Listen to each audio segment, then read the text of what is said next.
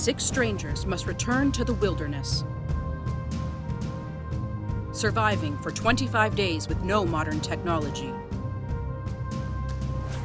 learning the old ways from the elders,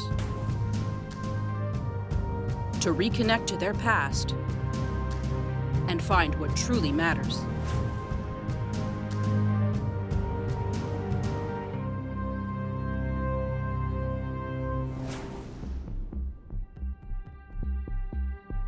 Times change, people grow, but the land remains. Like their ancestors, 6 strangers begin a 25-day journey to culturally reconnect and discover their identity. Surviving along old fur trade routes in northern Ontario, with no modern technology, they will learn the old ways from elders in the OG Cree territory of Achikimau, battling hardships and hunger to discover the importance of knowing where they come from and who they are. My name is Michaela Carrier. I'm from Cumberland House, Saskatchewan. I'm a Cree Métis. I grew up in the middle of nowhere on a trap line. Biju Opishikau Gijik, Indigenous, Migazi Indodem. So my spirit name means dawn of new day. For me, connecting with the land has been huge. Connecting to this country, this place. Hello, my name is Gabriella Cheryl Chichi from Beaver House First Nation in Ontario. Some things I enjoy to do are horseback riding, traveling, spending time with my chief, and learning more about my cultural history. My name is Brendan Joseph Edward Shane Riley. I'm originally from Windsor, Ontario, and my tribe is Chippewas of the Thames. I'm Cale McGiskin, and I'm from Thunder Bay, Ontario. I grew up here, born and raised. And I like the forest, and I like being out in the woods and exploring and adventuring, so I think it'll be a pretty cool experience, and it's just more or less just something fun to do, something different. My name's Ebony Louie. I'm Micmac, but I'm from the Maliseet community of Tobic First Nation in New Brunswick. I was really excited about this project because I feel like it would be great to learn firsthand how our ancestors utilized their environment in a day-to-day basis and how this would have affected their outlook and their worldview. Well, it's going to be a challenge to be out in the land for 25 days. I know there's going to be a lot of psychological, challenges. I've never been hunting. In my native side of the family, we were really disconnected from the spirituality because both my grandparents were in residential school. So, growing up in the city, we just became so disconnected with our home reserve and never really got to know anything. I'm really excited to learn new skills and new ways of living, because I'll be able to implement them into my own life. Knowing who I am, right? I'm judged all the time for not appearing to be an Indigenous person or not coming from a reserve, those types of things. So I'm always judged on that, and I've needed to sort of carve out my own path in terms of how I feel connected to my Indigenous side, and for me it's being out on the land. Growing up, having that connection has definitely made the fundamentals for me to be able to stay very connected with my culture and understand the importance of knowing who you are and where you come from. Taking their first steps into the wild, with only a personal possession linking them to their old lives, the adventurers are hit with the reality of the challenge and responsibility of the journey ahead. Welcoming them are elders Stanley Stevens and Terry Child Forever. Bonjour. Adieu. Onyan. Iksenin odi. Namek subik sitgaje. Kidas gonin stosik. Kan snabuga. Can stos na? No? Don't understand? It's good. You have to learn it. Yeah. What I'm saying is, this is the last generations of my language back home. My kids, they speak English, but they understand, but they can't talk. This is the last generation, and him too. Nobody talks back home, my language. I'm OG Cree. My dad's a Ojibwe, my mom is a Cree. So the same thing what Stan says. We understand each other. In some places, they don't understand us, our language, because it's all combined in a dialect. My dad was in a residential school. He wasn't allowed to talk in his language. Then when he came back, he didn't let me talk in English. And that's how it was, and that's how I learned it. He said some really good things about the lost language of Ojibwe, and I related to that because in our territory, in Cumberland House, and the Cree language there is being lost too for the young people. So we've been trying to bring it back and teach people Cree because it's really important. The skills I'm going to be learning from the elders and the people that are going to be with you, these are the skills you're going to be using when you go out on the land yourself. So hopefully, whatever you learn during this time, that you'll hold on to your skills and pass it on to the next generation. Keep all these skills going. We don't want to lose all these skills and pass it on to the next generation, So that way we'll survive on the land as long as the land is here. So we have to look after ourselves and look after the land, and we'll be a strong people again someday. And in order to be a strong person, you have to go out on the land and practice the old ways, and then that way you will be able to survive when the time comes when you go on the land by yourself. Whatever it's again it's mando. In an akumago na nortagizigak, minegi melomadzisiak. Mininan maskawiziwen, nestaga stentaguswin. Mlogonomanan, nesta shaweniminan, anostesta kagige, hinabuagige gon. Anurtitayan, emelomadzisiak, nortagizigak, anostesta kagige. Mingwes kitchamandu, mingwes kitchamandu. It's the opportunity to step back in time. How often do you get that? Maybe in terms of like working with other people for that long, I feel like that would be probably where I would learn something, is because I'm not really a team player, and so I've never thrown myself into a situation where I had to be a team player. Father, he was not that great a parent, but that's not his fault because of the intergenerational grief. He never learned because my grandmother never learned, so it's all like that, which is why I have to learn. Absolutely, I live in the city. Absolutely, I didn't get to grow up, so much on my reserve, but I still am Native, and nobody can take that from me. Lots of emotional challenges on long canoe trips, and every day there's someone having a meltdown. And how do you go about solving those challenges? I guess it's just the unknowns that are scary, because there's so many different things that are going to happen, and how are we going to adapt to that situation as a group? So that's a bit of a concern. When I found out that we weren't going to have like all the conventional tools that you would usually have, it kind of sparked my interest a bit more. The thing that excites me most about this journey is like just being out in the wilderness and learning new things, stuff that I've never really been acquainted with. Everybody asks me what my fear is, and it's what these whiskers are gonna look like. I groom every day, It's hard work in the morning.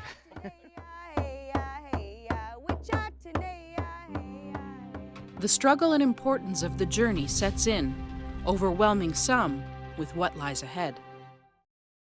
For the next 25 days, the group of strangers must unite to survive. With teachings from elders in the Ojibwe language, they will learn hunting, shelter, and other skills essential to their journey. For countless generations, the ability to harvest, travel, and trade was made possible by birch bark canoes. I'm gifting the canoes to the people that are here today. Each one has a different style of canoe.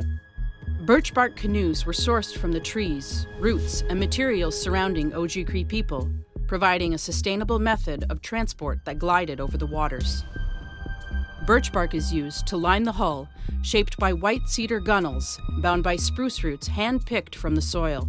Ribs are formed carefully from white cedar planks to complete the canoe, creating a light, sturdy, and reliable vessel to cut through the water. On shore, they are met by traditional canoe builders Josie Thomas and Matt Stevens. What excites me most about this journey is the learning part. I'd love to learn more about traditional ways that the fur traders used to travel on these rivers, and really just get into nature. I'm very anxious to learn. Just listen, sit and intake, and be respectful, because these are people who have lived a life that I kind of want to get into myself, you know, be self-sufficient, self-reliant.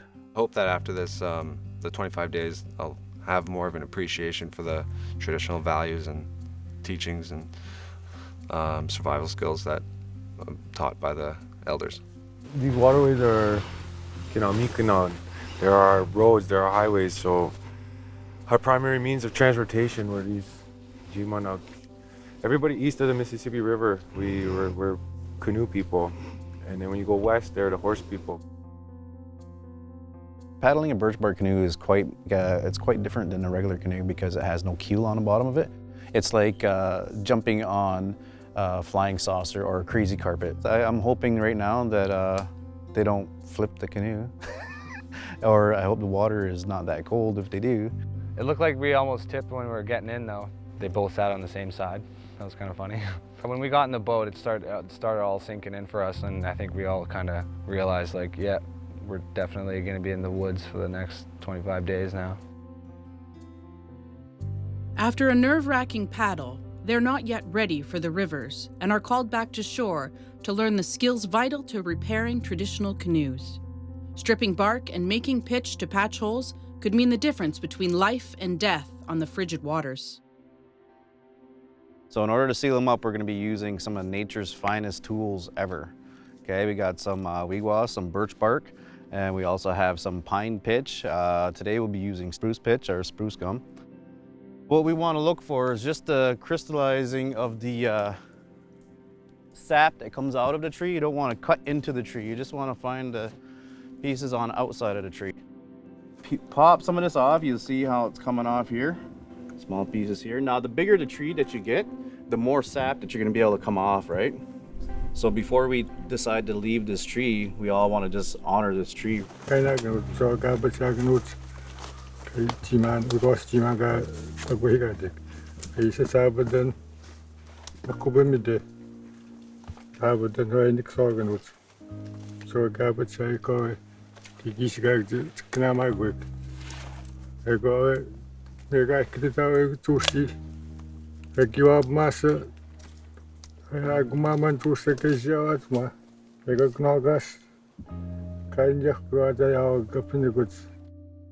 I've never made a patch for a birch bark canoe before, so this is the first time. And even cutting this birch bark today was the first time I've ever done that. So it's really cool to actually see it being done. So absolutely, I do feel like I am reconnecting more with my roots and being able to understand just how my ancestors had lived at one period. So these are all only like beneficial skills, and it definitely has gotten me a lot more in tune with, my roots and nature itself. Hearing someone say something is one thing, but seeing someone do something and then doing it yourself is the best way to learn. Yeah, absolutely. I think it's very important to be able to paddle your own canoe kind of thing, build it from scratch. And I'm really curious to test that if you slice one down and then around, if it just shed its own skin, so to speak. I'd really like to see that. That sounds interesting. And nature provides. Like, I can't remember the last time I've done my own laundry or cleaned my own house. I've always paid people to, so it's gonna be quite the experience. I don't know if I ever make a birch bark canoe. That seems pretty intense. Like, I've never been so grungy like this in my life. Like, there's no expectation of how you have to dress or how you have to be or how quick you have to have things done. Or I have sap all over my fingers because I was harvesting gooey stuff. Sticky sap. We made a good team. And at least I'm gonna learn some things. Hopefully when I go home I'll do my own laundry. Highly doubt it though.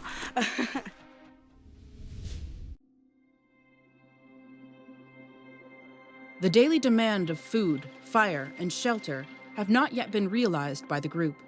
Failure to acquire just one could be life-threatening.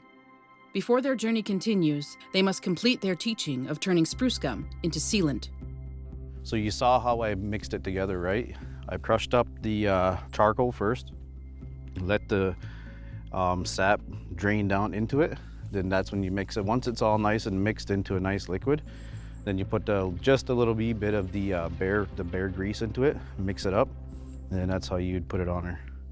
But it's usually you gotta do it fast, right? This is our pitch. See how it's starting to already get thicken? That's when we need to get over here. So we'll come over to the canoe. You wanna get that on there. So the best way to get it on there nice and evenly and everything, right, after it starts to harden like how it is, what you want to do is you just, it sounds weird, you lick your finger because it won't get stuck to water, right? You lick your finger and you just spread it out. Does it cool down fairly quickly? Oh, I'm not burning myself. Oh yeah, absolutely. So today we got a rundown on how to, you know, fix a birch bark canoe, and that was a really awesome experience. It's something I've thought about a lot, you know, when you see old pictures and, you know, you wonder about the fragility of them and how they would have dealt with it, you know, when they're traveling from place to place. And it just seemed like maybe it would be a long, long process, but, you know, it's actually surprisingly quick. You know, you find the right tree, a little bit of charcoal and a little bit of bear grease, which they would have had on hand. And I like the idea of like carrying that little repair kit along, you know, like people would do nowadays for patching a tire or something, right? You know, and it's probably just as quick for some people to change a tire as it is for them to patch a birch bark canoe when you've got a lot of experience. So that was awesome to see today. Despite their first success, the impact of realizing their ties to the land has already changed the perspective for some members of the group. It started when we were collecting like resin or pine sap for repairing the canoes, and I kind of got a headache and kind of turned into like a migraine, and for a while like it was making me pretty miserable, and I was offered a jar of medicine, which but I thought it was going to be bear grease, but it turned out to be a different medicine, and it was a medicine my mom used a lot, and it was a medicine that she requested that I used in her last rites, and it brought a lot of emotions back to me all at once that I thought were kind of buried. And so I kind of had to step back a little bit and, I don't know, try to rethink why I'm here, I guess, because I was kind of struggling with some stuff. But she's like a main reason why I'm here and why I'm doing this. And so, like, I think in her honor, I'm gonna do the best I can and try to make it a worthy trip. As sunlight fades and their first night under the stars becomes a reality, the adventurers receive unexpected gifts from the elders to help them on their journey.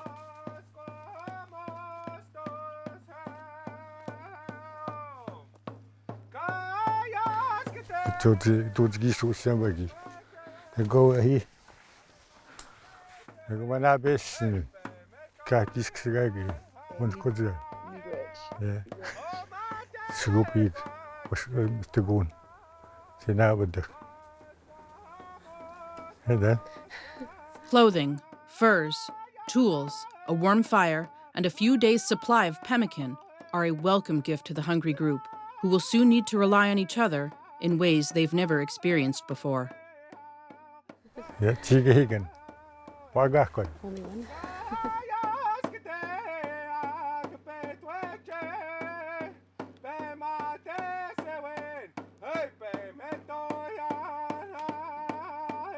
Traditionally, what we used to do is we used to camp out underneath the canoes. So whenever we'd be portaging or traveling or whichever, come nighttime, we would lean up our canoe with a cedar pole and sleep underneath it. Okay, we'd line the bottom of it, kind of like a mattress with the hides. So that's what the hides are for, and that's what we're gonna be doing tonight. Sleeping on the floor of the earth again is gonna be really exciting.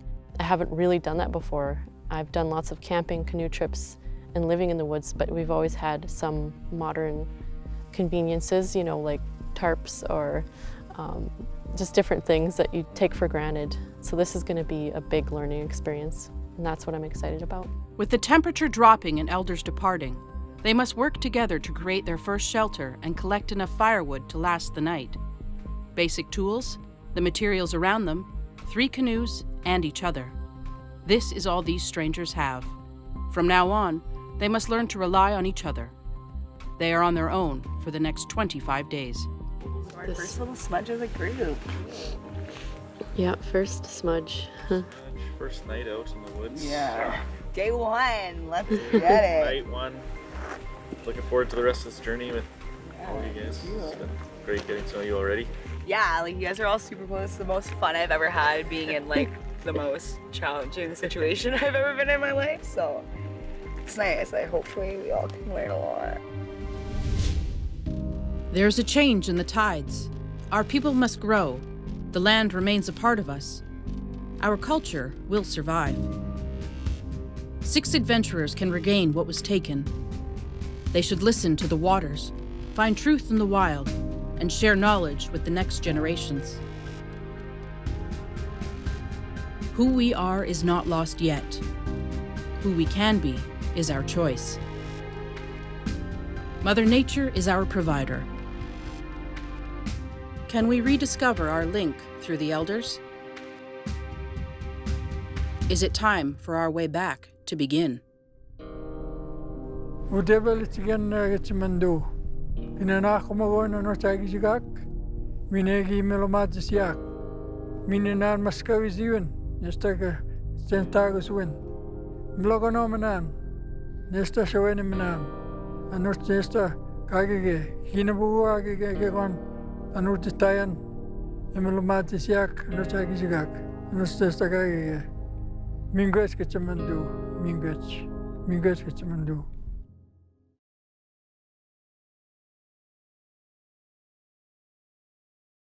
Day 1. Well, I guess after night 1. Yeah, no way this is recording. I don't even know how to explain this, but Caleb's snore is pretty loud. And it rained. And I'm just trying to figure out if this is all real life.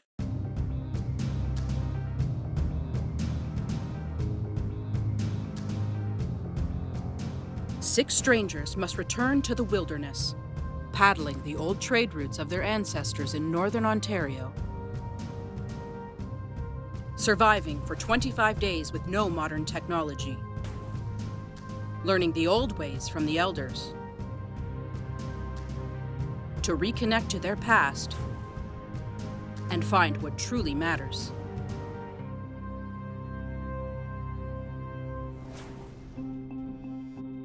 The adventurers will remain one more day at Twin Lakes Camp, hoping to get their canoes water ready for tomorrow's paddle. Their first night in the wild has left the adventurers wet and cold. Cramped together under their improvised canoe shelter, they quickly got to know one another. Well, at least we have a fire going. Here, does anybody else want to talk about how the night was? Everybody else is good? Am I the only one who complains? Brandon probably slept the most. Like, based on the snore count. Yeah. But I was able to keep track because I didn't sleep. Oh, yeah. Me too. I felt as though I did not get that great a sleep, but apparently my snoring would indicate otherwise, you know. Poor Brendan was sleeping in the bottom parts was like the wettest part. Or bad for him. The rest of us, though, me and Ebony, just sat outside majority of the night and watched the fire and talked. So it wasn't bad. Caleb joined us for a little bit, but then he went back to bed. I don't know where my feet were in the middle of the night, but apparently they were exposed to the rain, so I got my feet soaked. We had a pretty miserable night. It was pretty wet and cold and didn't get much sleep. It was rough. Didn't realize my lower half was exposed to the elements. My upper half was quite warm. Oh no, it wasn't too bad. I'm just happy there's not a big bump from when I lift my head and smacked it on the teepee. I think I slept for an hour last night. You know, at least we had all these experiences, though, because at least now we're gonna know how to set things up properly. We used our like spruce bristle things, and they were like wet, so it made everything colder and it rained, so it was just uncomfortable. There was just embers, so I got it roaring again because I knew if there's a big fire, you could get warm. In terms of how we start a next fire, carrying pockets full of tinder would be good. Yeah, dry. I'm just following Ebony's lead here. can just start cutting wood as soon as we get to our new campsite, which would be smart. Yeah, we'll start making a fire right away. And then Brendan had the idea of getting a mushroom. These mushrooms, fungal growth on trees, are really good at holding heat. You know, they can hold an ember for a long time. All it takes is a little blowing, some tinder, and you get it started up again. So it's a portable lighter. So we'll need to get that mushroom and Travel with it? travel with it. Yeah. If we want to bring them on canoe, it's been advised to us we should stick them in wet birch bark. That's why they call me a fun guy. Well, someone's just gotta like keep care of it because you have to keep blowing on it. We could make a little canoe and just trail it behind the big one. We got the bark. With only one more day at Twin Lakes to ready their canoes for the first big paddle, working together will be essential to their survival. We put pitch on them yesterday, a homemade pitch that we had learned how to do from the elders. So we're gonna actually see if it works and see if our boats are sealed, put them in the water, and because we don't want any water in our boats, we don't want our stuff getting wet. But I'm super excited because I love canoeing, and these birch bark canoes are really fun to do. It definitely takes a lot more skill set. Today we're going out in the canoe, and that's going to be a fun experience. See if our pitch job worked well enough and if we can work well as a teams of two. I'm used to kayaking myself, where it's all you know. And we got to do the knees too, not to mention, you know, when I've ever done canoe, it's always sitting in a comfortable position. Have to adjust my comfortabilities, I suppose. I have a feeling that I'm going to be quite wet because I don't know how good our patch jobs are. So a couple of things I'm concerned with right now as we go to set our canoes in the water for the first time, obviously is taking on water. So we did our first patch job yesterday, which I'm pretty confident in, but there's still a little bit of mystery until we put the boats in the water. And then of course tipping. I'm kind of nervous to put our canoes in the water. It's pretty wet. It seems to be coming off, so I think we're definitely going to take on some water. Yeah, I feel like I'm a pretty confident canoeer. I'm with Ebony, who's maybe less confident, or maybe a little bit more nervous about it, but I'm trying to calm her nerves and reassure that we'll be good to go and that we're not tipping at all. Like I said, I'm the least experienced one, so definitely don't want to be the one that tips the boat. Properly patching canoes was imperative to traders. Without this skill, travel to new sources of game to provide food and trade materials would have been impossible. If the adventurers fail at patching their canoes, they could find themselves stuck in an area offering no sustainable resources.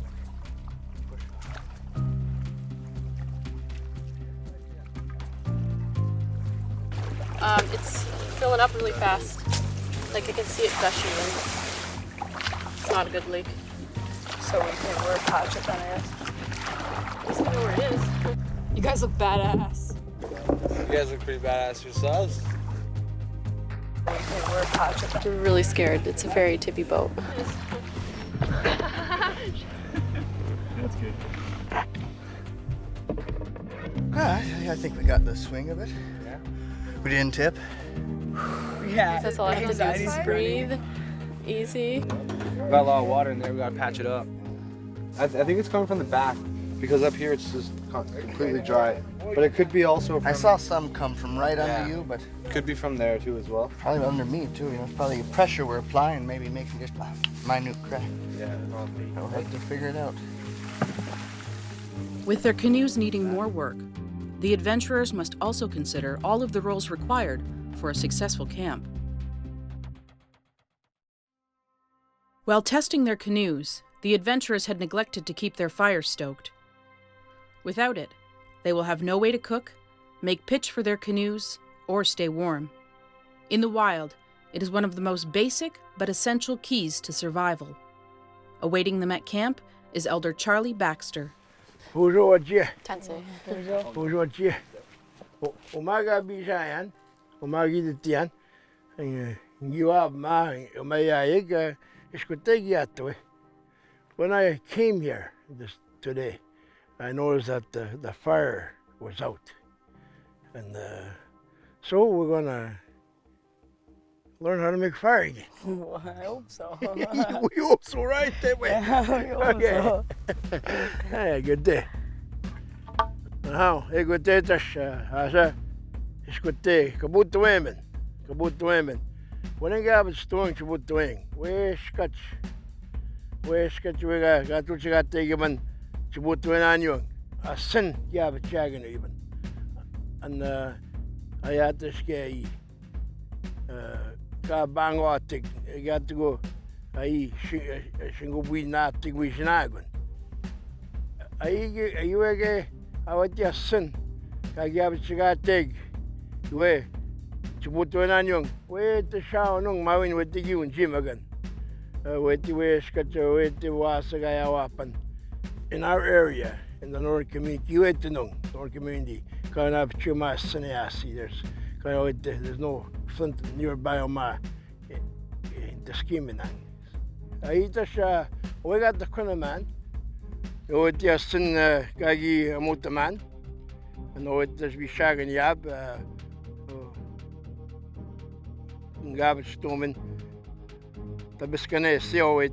A popular and reliable method of fire starting, flint rock is struck against ferrous metal to create sparks that fly onto a nest, often made of moss, twigs, bark, and fibers of clothing or rope. Hot embers are then gently blown until a flame appears. So this here I have in my hand is the flint, the rock, and you're going to strike it. You're going to strike it like that and bring a piece of this, start a fire. So that's what we'll do. All right, wish me luck, guys. Good luck. If no one got it and we had no fire, we would all be really cold. I was already feeling pretty cold by that point. Super strike. You can move around to get warmer, but eventually when you're not eating much, you run out of energy, so you really need to just sit down and rest beside a fire. It's gotta be like a solid strike. This is the guy who didn't do that. Hey, I was getting sparks. They just weren't catching. They were just falling right on. Oh, I did nick my thumb, I guess, in a couple places. There's 3 little dots right there. How was I holding this one before? Yeah, when we tried to start the fire with the flint, there's pressure, but it was evened out among all of us, right? We all share it because we all share the fire, so. Felt like way more confident when I went out and tried to start it. But I noticed, like, for my skill set and like just, my little hands, it's definitely not, really safe for me to be doing anything fast where my fingers are. I'm really not trying to cut myself. I already had. Oh my God, that is such a bad burn. Oh, look at that. It's 3rd degree. Yeah. Does that hurt? Of course not. No. So what I want you to do is just keep that on her and find some cordage or whichever.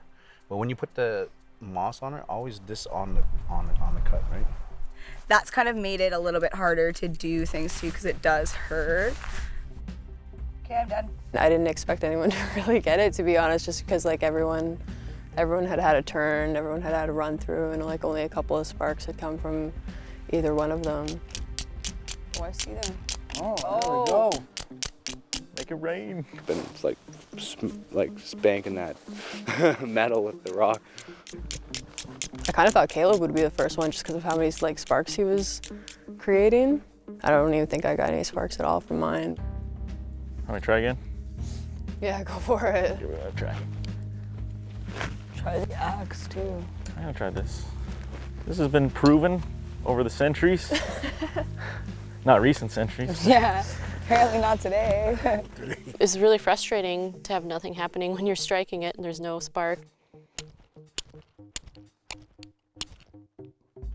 I really didn't think it was gonna get it.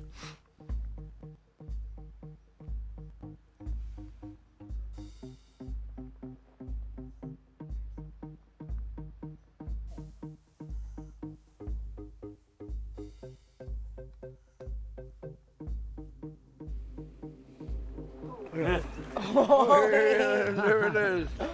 There it is. Woo! As if! Woo! All right, Tim, now you're the designated fire starter, all right?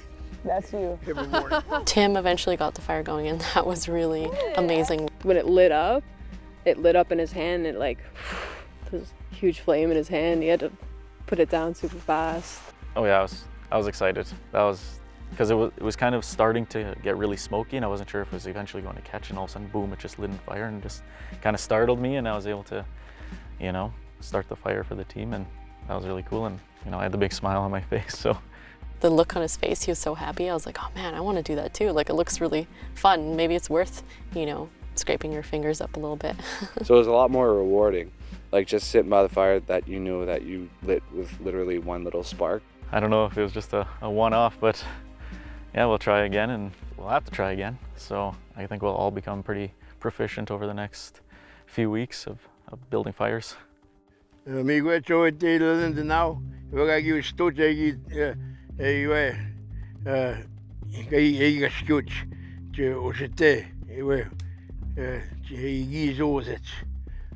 Tim, I'd like to thank you very much on your success in doing the fire. You know, it's for your keeping, for your warmth. Miigwech. Miigwech for the teaching. Anyway.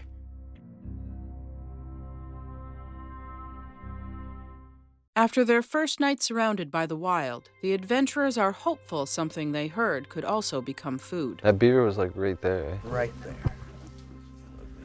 If I'd been in my skivvies, I would have tried it. What if you should bring your spear on the canoe? Actually, maybe. Well, I think we burned it, though. Oh, yeah. We've been hearing them splashing around and getting close to camp, even chewing up some of the logs not too far off from camps. We kept hearing splashing in the water from fish, but then we kind of heard like a different noise, and it's more or less like a slap. Someone slapped the water really loud. It seemed to be moving, like it started out a little further, and then it ended up making its way really close. It sounded like it was just down there right by our camp. And then I guess this morning when people were walking around collecting wood, they came across these wood chips and saw, I guess, that it was a beaver. So there's definitely a beaver that seemed to join us at camp. Charlie, before you go, I just wanted to ask you if you could help us set this beaver trap that we found. Earlier that morning, while searching for firewood, Michaela turned up an unusual find, a beaver trap. She now hoped Elder Charlie could help her set the rusty trap to catch one of the beaver the group had heard in the area.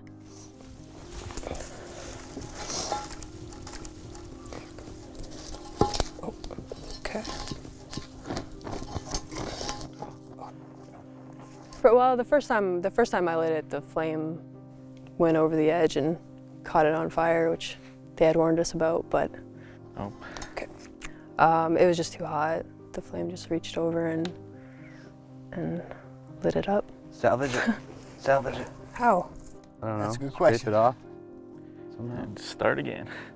First attempt at making pitch, we let a little open flame touch the lid and started a grease fire. I'd called a wash. I suppose blowing on it would do anything. This is a beaver trail right here. We're gonna try to set a trap. With a single beaver able to feed the entire group, a catch could give them food for days. What else do we need? Is a peg that can cut you something? Oh, just dry stuff. Dry twigs. Meanwhile, the others begin repatching their canoes, applying the teachings they had received. And that's a lot to try and replace too, because we'll have to be collecting. We're losing daylight. We'll get it done by tomorrow. That's a lot, though. A lot for what we were making yesterday. And we'll have to dry this if we put anything over it either. A great source of fat and protein, beaver pelts could also provide added clothing and supplies. Yes, I engineered a pitch-perfect portable pallet. Patent pending. And it seems to work. It saves you from burnt fingers, which is nice. Once the pitch is all heated and ready, you scrape it off the surface and into something, and then you would use it like just a paintbrush and dab it on, and it's useful if you lick your thumb first because it instantly cools and thus it won't stick to you and burn you. Best thing I've learned, I think, was probably the patching up the canoe, because we put it down as gently as we could, and regardless of the fact that we were careful, we still put a little hole and little indent into it. I probably have, just about as much experience as somebody who's, living in a city. I mean, like, I know my medicines, and I know like stuff like cedar, but I really am not experienced at all. I don't know, I think I just have a little bit of experience with canoe tripping and being out in the wilderness. Maybe not everybody has those set of skills, and that's okay. She does want to try things and maybe just needs that little nudge, and yeah, I'm down to do that, and yeah, it'll be good. Being here and learning new things together, it definitely brings you a lot closer than, you know, just being acquaintances in the city, because we actually have to rely on each other out here. We don't want to argue or anything like that, because that's probably like the worst thing to do. So the best thing we could do is just get along with each other right off the hop and work with each other. But you know, he uses, sees the drill, he comes up. As they reflect on the importance of working together, Michaela calls everyone to a group meeting so they can better organize their efforts. And I think that the rest of the crew is definitely in the same mind frame, because it's turned out to be like a really helpful crew. And it's like almost like instantaneous friendship. Wood and hunting? Yeah, me and Tim, wood and hunting. Wood and hunting. I definitely want to do latrine and wood. Well, we're all going to do wood, but Michaela has definitely taken a leadership role because she's been on many journeys with little kids. So I mean, when you know how to deal with little kids, I think it's a little easier to deal with the big kids. And no, she's taken she was nice to delegate and hold that meeting and really brought us together as a group. that's good. Yeah, that's really good. And also, like, you can help with the pitch Absolutely. collection. Feel free to boss me around. I won't tell Michaela again, you know, just tell me what to do, boss me around, I'm fine with it. We have no control.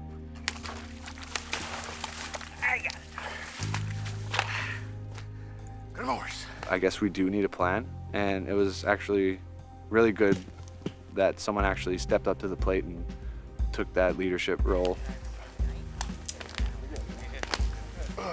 Nice. How comfortable was your landing? It was actually really comfy. Thanks to that bed. Growing closer as friends, the adventurers hope their new fire-making skills and group effort at a new shelter will give them a better night's sleep before they hit the open water tomorrow.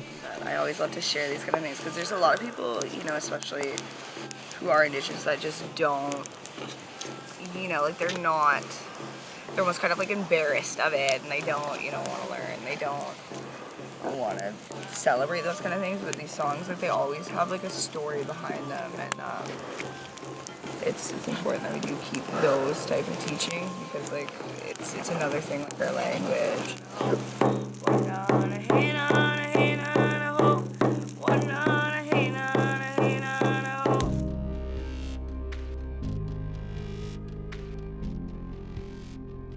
Our mother is the provider, but she challenges. Alone, we cannot carry all the knowledge she has shared. Braided together, we show our strength in unity, enabling us to use all her gifts. Reaching out to others and offering our abilities gives us the chance to light the way forward. If we cannot see a way, can we make one together? Can we turn our knowledge into our children's wisdom? Udebel itigan gitsimando. Pinanako mo na no tagizigak. Minegi melomadzisiak. Mininan maskawiziwen. Nesta sentagus win. Mlogonomenan. Nesta shaweniminan. Anut nesta kagige. Hinabuagige gegon. Anut tayan. Melomadzisiak. Anut tagizigak. Anut nesta kagige. Mingwes gitsimando. Mingwes gitsimando.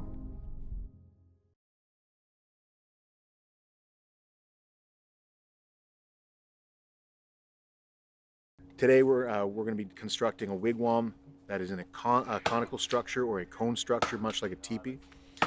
And Guys, can you hold the axe there right now, please? We hold the axe. Or go far away in the other direction? Thanks.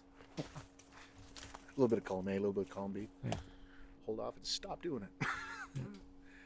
I'll start over with that.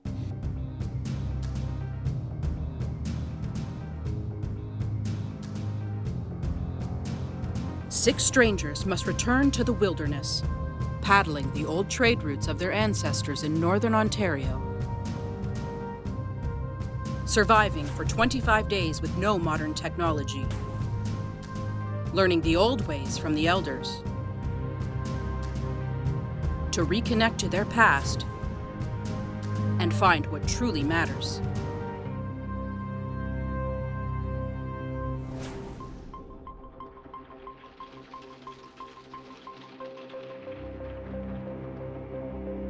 Waking to another wet morning under their canoes, the adventurers continue adapting to the life of their ancestors. Having to survive for 3 more weeks on the land, they've quickly realized the importance of a secure shelter.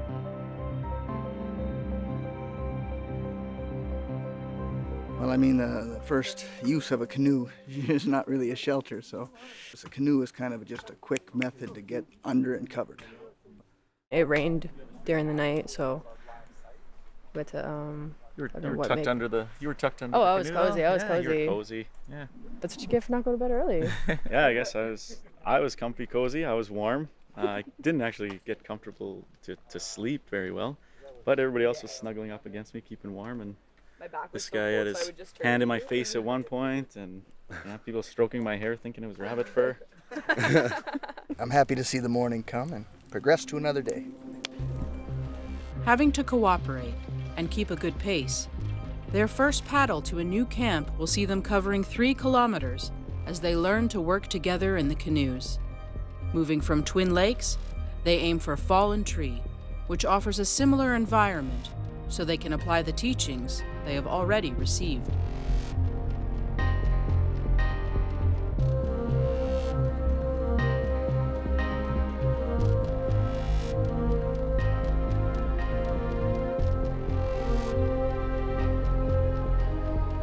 Coming ashore, they are happy to see a familiar face. Oh, it's a visitor. Bonjour. This Dan. Okay, watch it. Hi, I'm Caleb. Caleb. Big Caleb. Caleb, Little yeah, Caleb. this is Caleb. Bonjour. Bonjour. Okay, nimelanten yo metagug mino te biju to take. Yo ma ni chikoso ya Caleb. And they walo chi kaya lumen saraigen. They shower nog and they walo. Yo ma yo to so kono ma and they do teme ya and they do teme go kaigen ne kayek. Yo si taigen de si tapenu si moyek. Me god je emachigisigak emachigisigak. Yo to ma go stuna Ande si tapenu semuanya ke takaya ke buku ke muang ke bu mesura sa buku isi kake. Lagi kena mago ande itu cekatek.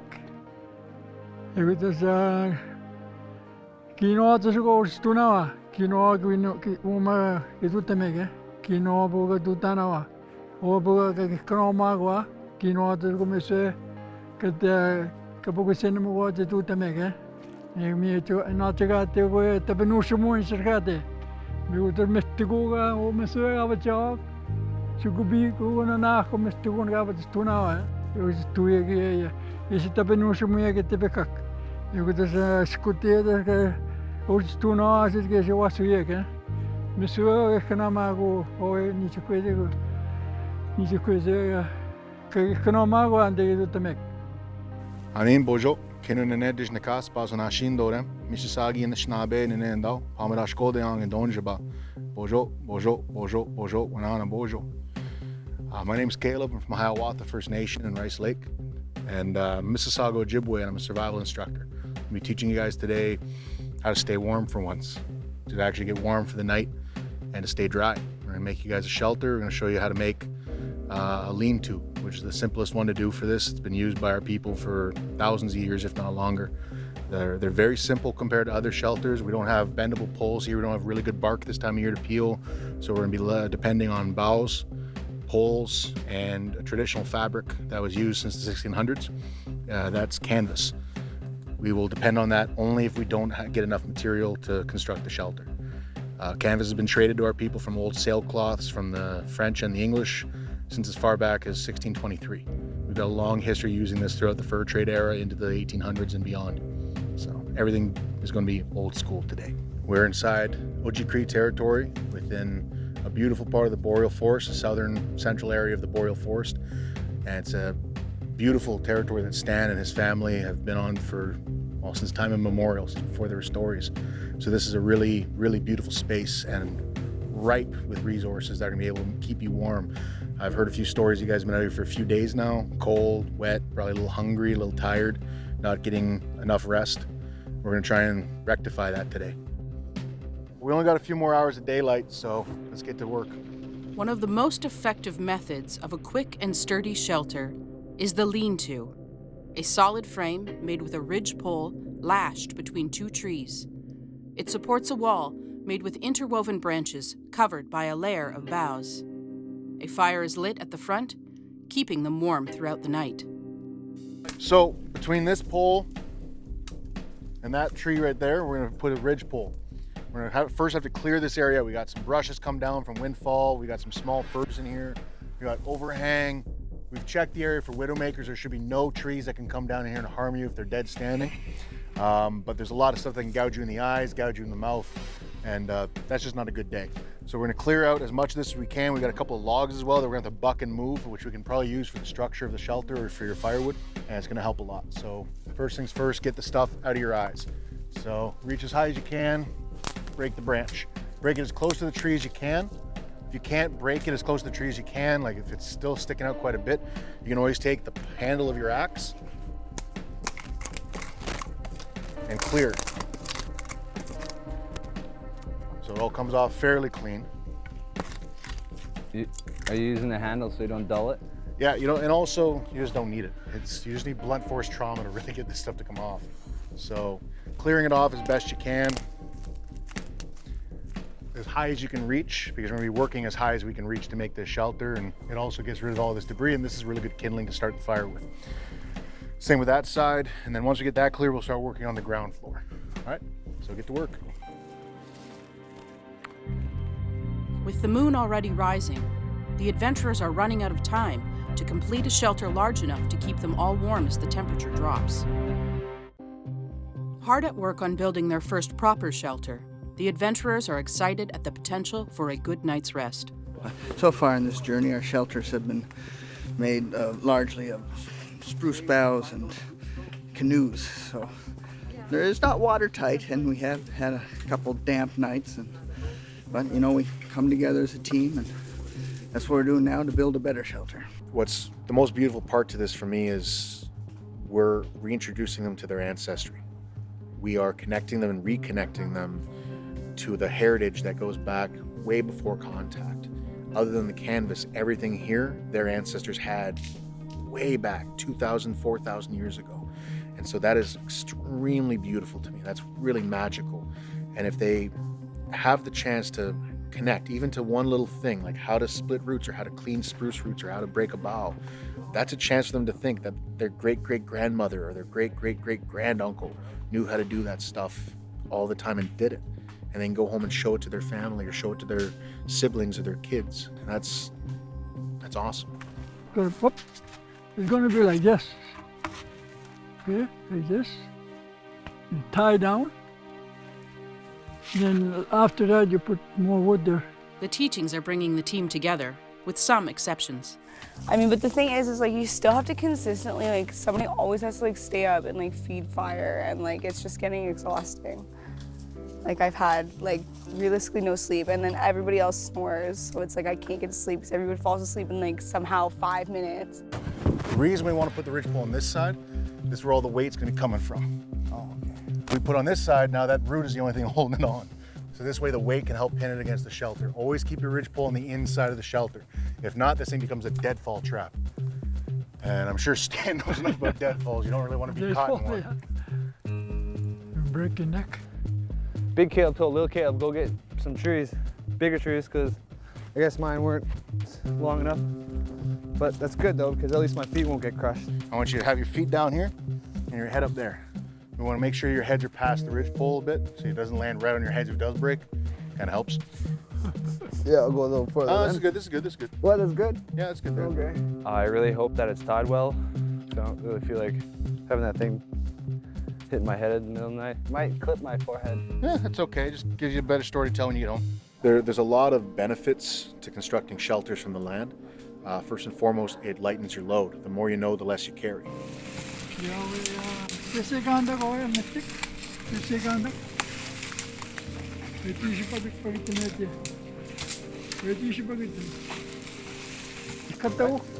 All right, so first lesson with axes. If at all possible, never put them in the dirt because you don't know what's down there. It could be a rock, and if you chip that edge, that takes files and stones and a lot of stuff you don't have out here. For safety, there's a lot of ways to hold an axe, but the one thing you gotta remember is when it goes to horizontal, that's as far as it can go. You don't want it to swing. Little did I know I was just swinging the axe at my feet this entire time. I'm lucky to have my feet, I guess. That's gonna break your leg open, that's gonna bust you up. I've got enough scars to prove it.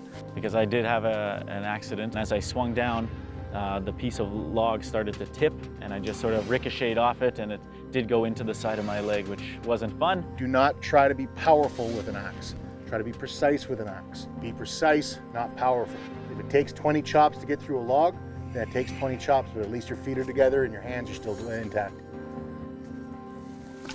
Standing too close to the tree, I thought I was gonna use my leg. I thought you were about to use my leg as an example. When you're trying to throw a pole, you want to get as far away as possible. Some people try to throw it like a spear, that doesn't work. Some people just toss it. You hold it like that, and then just push your hand, springboards it. Far away, gets it away from you. Because you just toss it, it can catch up on branches and come back.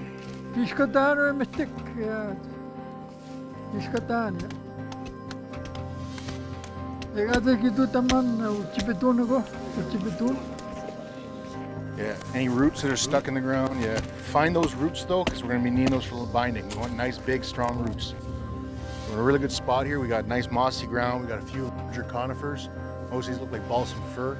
Their roots will do. We want it's better if it's black spruce or white spruce, but balsam fir will do as long as we got enough of them. So what I do is I find where a tree's coming out, and I start lifting back the moss. What I really want to do is start digging into this dirt until I snag a root like that one there. See that? Once I find a couple, I start digging with them. I have just chopped down this tree to help make our lean-to shelter. And I might have gone a little bulky. Just dig it. Just dig it down, see what's around it. See if you can loosen everything around that. It might be attached to that tree. If so, we'll just stop.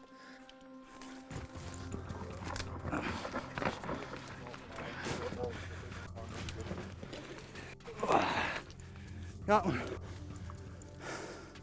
Yeah, digging roots for lashing. So this is sort of a new type of cordage for me. Never seen it used maybe, but never used it myself. So this is cool. Elder Stan was saying you got to worry about the Majigijigan, right? The bad days, right? So keep us protected from the rain and the snow and that kind of thing. So keep us warm. I've always wanted to be a lumberjack. Go big or go home.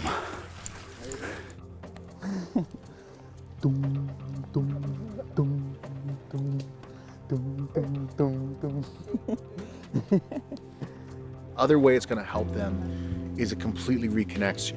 You are completely intimate with the material that is taking care of you, and that material comes from the land, from Aking, being on the land. Those boughs that they're going to be sleeping on top of, they broke those. They took those from the trees. They're going to know those boughs. So what I want you to do is lift up the bottom of these boughs and lay it all the way down to the ground, all right? They're going to remember each and every single one of them as they lay them into their bed. They're going to remember all those trees that they tied together. They're going to remember how to dig roots every time. They're going to understand these things much more intimately than if they went out here with a nylon tent and a sleeping bag made of synthetic fiber. With a wealth of knowledge and resources at their fingertips, the adventurers are beginning to understand their ancestors' journey. As seasons change and the landscape shifts, the ability to adapt and work in harmony with others and the environment around them can make the difference between life and death. These teachings are not only about keeping them alive, but rekindling their spirit and their connection. With daylight growing short and another wet night ahead, the adventurers are excited to be nearing the end of their first well-built shelter. When we went on the land where there's a lot of cedar, we used cedar boughs to make a good bedding. They smell good. You can smell that too. When it comes down to the bedding, you're gonna have to change your bedding at least every 2 days. And when people think changing bedding, they think that means you have to throw it all out. That just means add some more on top. Because what happens, you start compressing it and it doesn't come back. Right. So you gotta add more on top, and over time, your bed would actually be 2-3 meters deep, but it's actually only a couple inches deep. Being out on the land and sleeping under the stars has impacted the group in different ways. I really hate it. It's getting like way colder at night than it should be, and our shelters that we have definitely have sucked, so hopefully tonight will be better, but I mean, I doubt it. I'm looking for small cedars about this size, so we can use the bedding, cut like this. What do you call these boughs? Cedar boughs, you call them? So if you can just reach them by your hand like this, so you can use them for bedding. Like everything's, looks good until you get in there and it's 3 o'clock in the morning and your feet are ice cubes. So, I don't know, I guess we'll see how it goes. See how many more days I can last. I don't know if everybody else is doing it. It just feels so nice to be in nature. I was waiting for this to happen for a long time. I just love the peacefulness of it all, and I find it very meditative even when you're chopping wood, and you just have this like iron focus on staying alive, keeping warm, and you just have these like really basic life chores to do that when you do them you feel so fulfilled, which is different than when you're living in the city. You can waste the whole day just watching Netflix or kind of wasting away feeling like what's the meaning of life. But when you're out in the bush, the meaning of life is to stay alive, and you feel more alive out in the bush. Let that birch bark burn for a moment. Let it take its heat. What I like to do is wait until the fire's waving at me. Those flames are dancing up high. And then I'll start releasing this, kind of get back down to it. Before I put any more wood on, again, I'm going to wait for those flames to wave at me, like that. And then I know it's time to put some more on. So I walk over here, grab some of the sticker stuff. Kayla, would you like to help grab me this log here? Put it right on top. Look at that. Now the real secret to these shelters is a lot of people think you want the wind coming from the back. That's going to cause a wind eddy. It's going to cycle all the smoke in there. You want the breeze coming in along it. You make a high wall like that, it's going to help suck that smoke in like a void and draw it away from you as well. But we're leaving behind a lot of knowledge about shelters for you, so you can carry on your journey for the next few weeks. Stay warm, have a good night. All right, before you and Stanley leave, on behalf of our little tribe over here, we have an offering for you. I'd like to thank you both for the teachings. And I'm sure it's something that we'll keep with us for the rest of our lives. I can't thank you enough for passing down this knowledge, so we can definitely pass it down to our children one day. Wish us luck. I do. Fire roaring and the lean-to complete, Caleb and Stanley depart, confident in the traditional knowledge they have passed on. I'm really impressed by this crew. They have done exceptional. In a very short time frame, they threw together a frame and covered it. Some of them really had certain strengths. Some of them were the firewood getters. So you look at someone like Michaela, who's going out and she's coming back with logs as big as her on her shoulders. That just amazed me. That wowed me. And then you look back and you're seeing people like Brendan, who was just focused on bringing poles in. Even when we had enough poles, he just felt the need to go out and get a little bit more. And amazingly, we actually had a need for them. I thought we had enough, and every pole he brought in, we put to use on that frame. And all the boughs that they kept bringing in, all the materials they kept bringing in, the fact that some of them were just so focused on getting those roots perfect, getting them nice and long, nice and straight, and bringing back the right stuff, and how keen they were on learning this stuff. This is going to go miles ahead for them. If they can focus on making sure that their firewood is stocked for the night and they have an open fire going really well, and they learn how to work as a team to make sure that that fire remains stoked and doesn't go out on them or burn down low, I think that they're going to have more than just a good time. I think they're going to have great success. I think they're actually going to enjoy it. I think they're going to actually not survive out here, but thrive out here and live out here. That's what Anishinaabe are. That's what Ojibwe are. We aren't surviving out here, we're living out here. The group, eager to get a good night's sleep, share their last supply of pemmican and hope to rest well before their first long paddle ahead. Our teacher is the land. Creator has surrounded us with the gifts to build shelter, to build home. If we do not respect Mother Nature, we cannot ask for her gifts. We must lean on the elders and each other to stand strong. Working as one gives strength to all, but as one, do we all complete the same task? Are we ready to do more than survive? Are our people ready to thrive?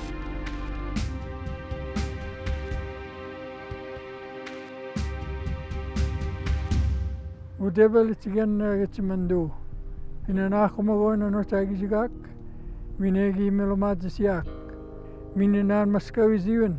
Nesta sentagus win. Mlogonomenan. Nesta shawene menan. Anurt nesta kagege. Hinabu agege gon. Anurt tayan. Melomadzisiak. Nortagi jigak. Anurt nesta kagege. Mingwes gitmandu. Mingwes gitmandu.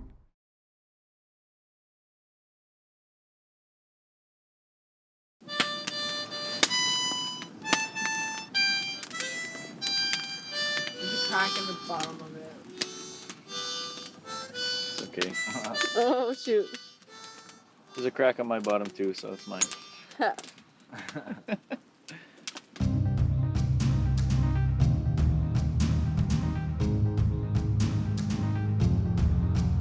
6 strangers must return to the wilderness, paddling the old trade routes of their ancestors in northern Ontario. Surviving for 25 days with no modern technology. Learning the old ways from the elders. To reconnect to their past and find what truly matters.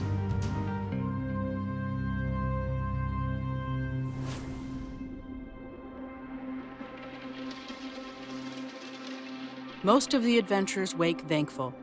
They have remained warm and dry overnight. But they begin the day realizing they have finished all their pemmican. Without any food stores, everything must now be sourced from the land. They are adapting to the tasks they face each morning. But a successful harvesting camp requires they meet its non-stop demands. Every morning we seem to have minced and rosehip tea or cedar and rosehip tea. Source of sugar. 5 out of 6 of us like it. Holy, call me right out, eh? Yeah, I hate it. It's disgusting. Not Gabriella's favorite, but Nothing's Gabriella's favorite. you only have to divide it by 5. The strain is affecting them differently, both physically and emotionally. We've been living a nomadic life, and it is taking a toll on, the joints, muscles, our hunger, our stress levels, anxieties. I'd rather starve to death than freeze to death. Well, Gabby had a meltdown yesterday. And Gabriella's not doing anymore, but nobody. Just kind of brought the whole attitude of the group down a little bit. Gabby's behavior and personality, I guess, are a little much at times. It's not like we're the kind of people who are going to exile anyone or anything. It's not the kind of show where you can vote someone off the island. So we try to calm her and assure her that she can make it. Everything's all right. But yeah, she definitely has a Toronto mentality, if I can say something. Oh, that's a Windsor boy talking. And she just gets tired, and that changes her energy. There's poles, and I'm only 5 feet tall, and these things are like 20 feet tall, and you got to carry them, and it's not fun. Everyone's kind of trying to bite their tongue a little bit, and like trying to let her do her thing, but because there's so many trees and you got to maneuver through them, and I keep getting stuck in between 2 trees. It's not great. Like if I'm upset I mean, especially just being 19 and stuff too. If somebody will say, oh, well, don't be like that, or you're making everybody else upset, I instantly snap. Like, I can't handle it. I don't know how everybody else is doing it straight. I keep getting caught. Like, just let me do what I want. Let me yell, let me complain, and just keep your mouth shut. And everything's so much bigger than me out here. Because I'm somebody who's very confrontational when it comes to those things, especially when I'm put in a situation like this. So I mean, it's just best that people kind of let me do what I need to do. When it comes to the point where she's like pushing you, like, she's like, oh, you have to deal with my attitude. I can't handle somebody else like butting in when I'm just snapping. And that's it. I mean, I think they kind of got that now. She's like, oh, hopefully you guys get used to it. Like, no, we don't have to get used to it. Like, maybe if you try to help yourself or like do something to carry your own weight. I feel like I'm in a third world right now. Like, I'm in a third world country. Like, this is not fun at all. Having to go grab water, just not having a shower, and then, you know, not having just a nice fridge that I can open that's filled with bologna and like chips and stuff.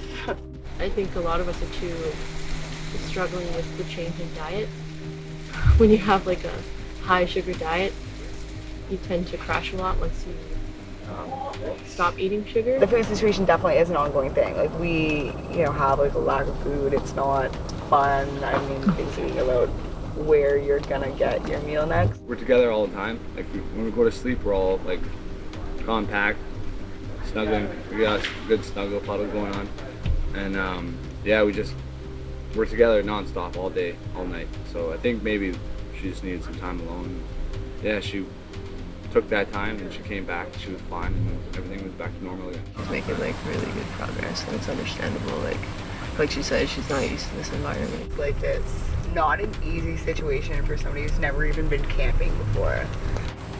I don't know, it's an effort on her part, and she's doing really, really well. Like, I'm not gonna try and... It annoyed me yesterday just because she was like, you guys have to deal with it. No, you don't have to. She's like, I'll fight people. I was like, I'll fight you.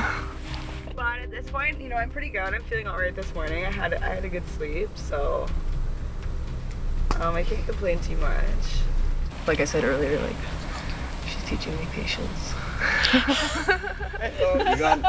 You got an A-bond on, so the French would say it's road trips. It's gonna be great. We all work together, we can make another shelter, and we'll see like another area.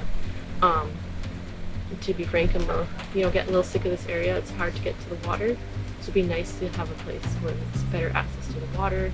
You know, every corner around the river there's something new to discover. You know? The 6 adventurers embark on their longest paddle so far, hitting the open water hungry and wondering where their next meal will come from.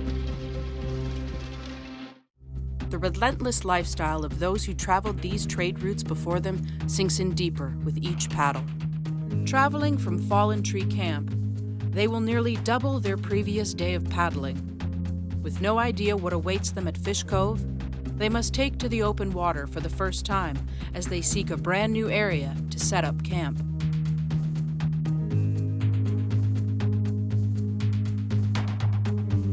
Today my paddle was a little wet. We had a couple holes in the canoe, which me and Brendan got soaked, like super soaked. We didn't flip, we didn't sink, so that's a win in my book. That's why I'm making this, to dry out my socks. After days with minimum rations, the hours on the water has left them low on energy and desperate to source food. But the elders have taught them a sturdy shelter is their first step to success. Getting the shelter up is definitely my favorite thing, and like hunting, even though I haven't caught anything yet. Using the canvas gifted to them by Elder Caleb Musgrave during their previous camp, they apply his teachings to build a cone-shaped wigwam, also known as a teepee. And this is basically like a mix of a lava, a lean-to, and a wigwam. This is a very... No. A little bit more on the inside. Perfect. A leaf. Now the best part is, these little ridge poles are great for hanging socks, hanging for your cold, wet clothes. You can also put a pole across, so when I was showing the birch branch, you can make a pole go across here, hang a birch withy with a hook card on the end of it, to hang your pot over the fire. This becomes a home. You guys want to just keep gathering boughs and spruce roots or anything like that you can think of. Anything you see that's a resource, start gathering. You see a dead standing tree, knock it over and bring the firewood back. You need as much firewood as you can get. On the sandy shore, with limited trees, listening to the elders has provided them with the perfect construct to start camp. Hey, I think you put time. Und da was der weniger, eh? Ali ga skume, ich ga teje to make. Mit chumene just weg. Hello again. I see you know how to make the fire now. We know how to make fire, thank you. That's great. Good to see. Something that I've been looking forward to. I kind of assumed that we would learn that skill eventually, and today was the day, and it looks like, our camp kind of needed it. Everybody's a little bit tired and hungry. We had quite the canoe ride here. Unorganized. So, yeah, everybody's just feeling a little bit famished, so we're all pretty excited to be able to learn how to catch food in an abundance, hopefully. So tomorrow morning we'll hopefully have a feast which will increase everybody's mood in camp and give us some energy for the next days to come.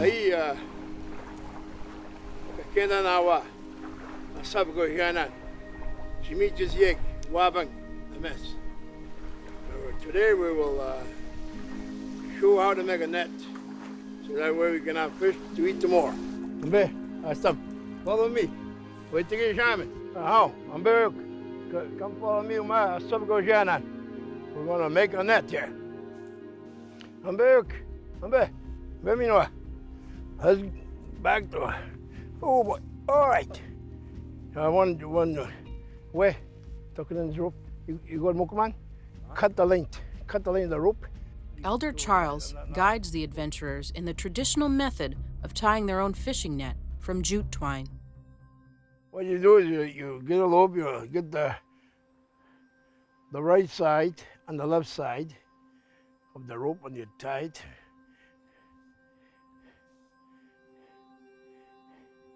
To make a diamond, like that.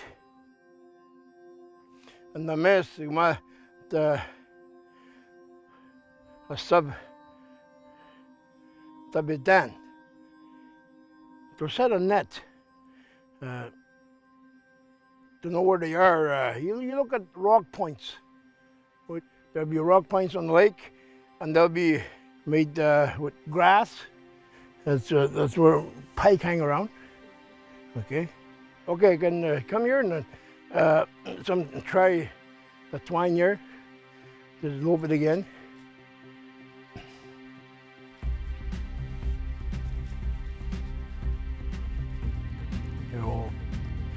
There after ma, why me not open after that? You make your diamond. Here's your diamond, okay? That's how big you want? Yes, usually you need 3 2-inch mesh, but this here is about 5 and 6 inches because West Catch, long time ago, the fish were big. They were big, good size virgin fish.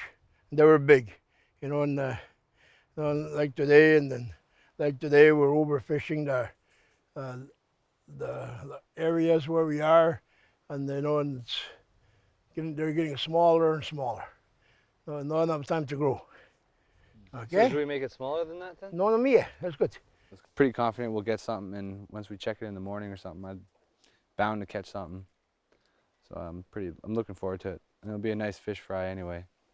I don't even necessarily like fish, but I'm hungry, so fish sounds pretty tasty right now. Okay, ayingay siya.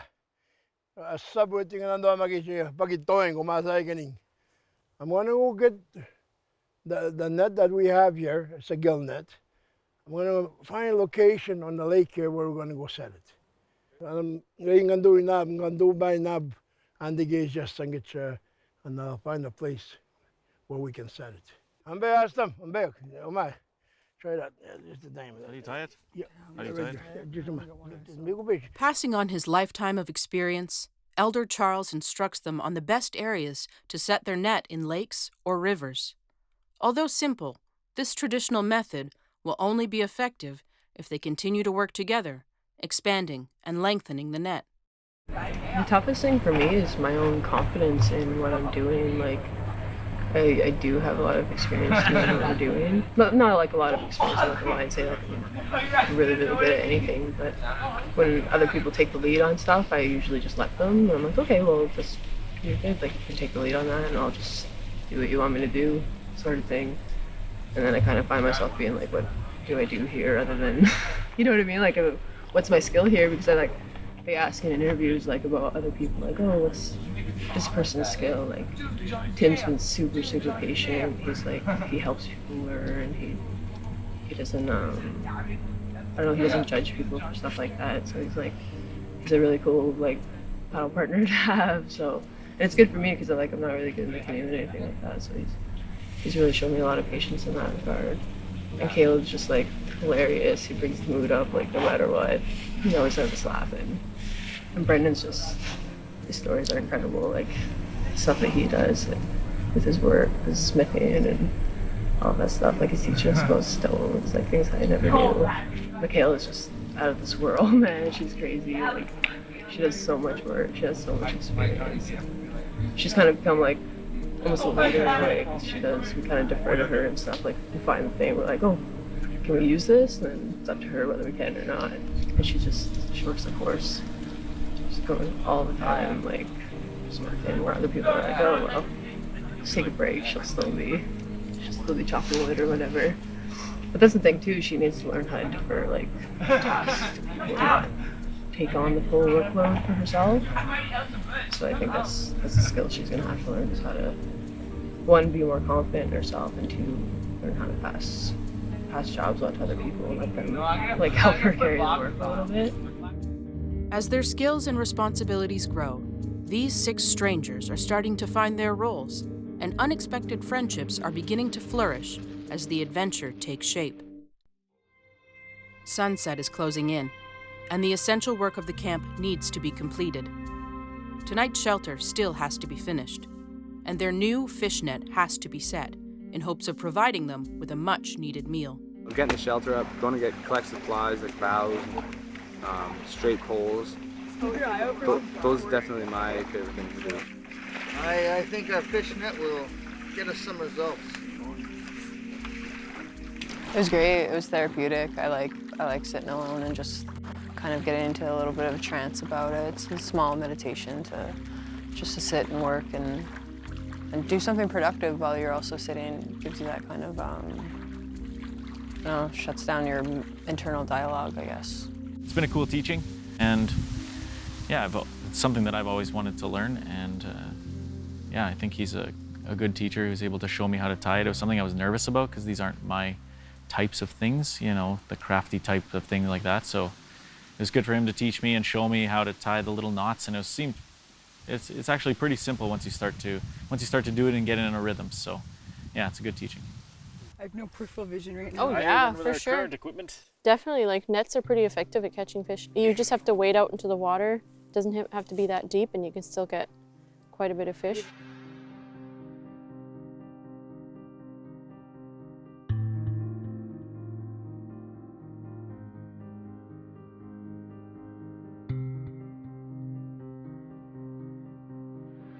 Michaela and Caleb jumped in the boats and they were able to set up the net in some better water just off the shores here. They just climbed right in. I guess it wasn't working inside the boat, so they had to jump outside of the boat and pound the stakes in and set the net.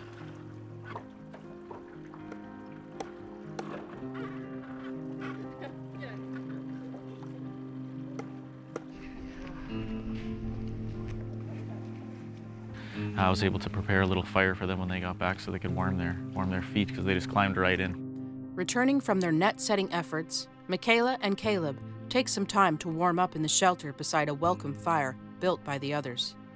The lack of calories and workload has caught up with them. I think the net has potential to work. What do you think? I think it has potential, it's just not quite long enough yet. No. Yeah, we're gonna work on it a bit more. We're gonna attach a bit longer of a net. Yeah, we'll probably get like choose a weedier spot. Yeah. On a more of a pointed part of the water, so I think that it'll be more effective that way. Yeah. I'm just really tired. Yeah, you got that really like groggy feel, eh? Yeah, I just feel so groggy. My brain hurts.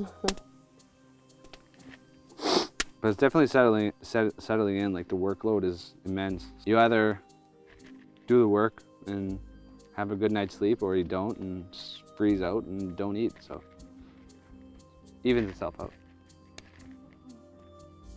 That's kind of really what I just do. I just work so I can go to have a good sleep. Yeah, yeah. I just want to be warm at night and have food in my belly. So just so much to do, so little time. Yeah, because like the first part was finding our roles, but now that we're like kind of nestled into our roles now, so it's pretty sweet.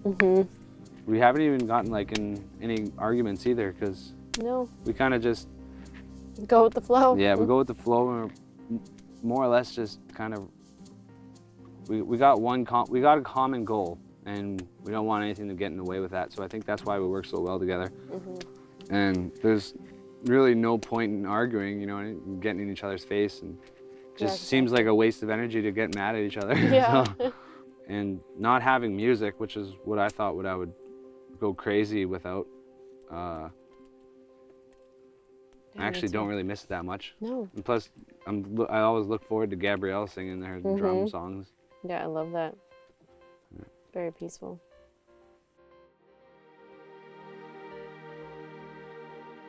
Pleased with their progress, Elder Charles gifts the adventurers a fresh-caught fish to give them their first substantial meal in days. Between 6, it might not seem like much, but on the land there is only gratitude for their well-built shelter, a warm fire, and something to fill their bellies for the night.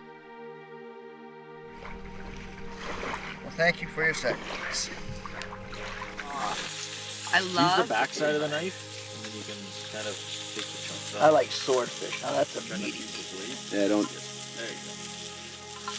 Be gentle. Burning fish oil off a pan to avoid an encounter with a bear this cold night. I'm narrating. That's good.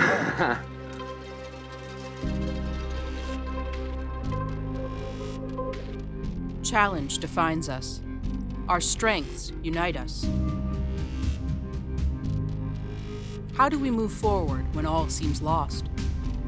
We can lean on our brothers and sisters. Tides will push us. But in every lesson, we find a way to reach tomorrow by connecting to our past.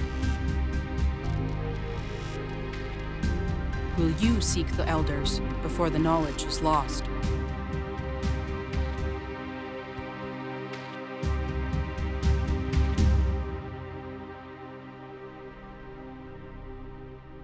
Udebel itigen gitsimando. Pinana kumago na no tagizigak. Minegi melomad siak. Mininan maskawi ziwen. Nesta tentagus win. Mlogono manan. Nesta shawen manan. Anut nesta kagige. Hinabu agige gon. Anut tayan.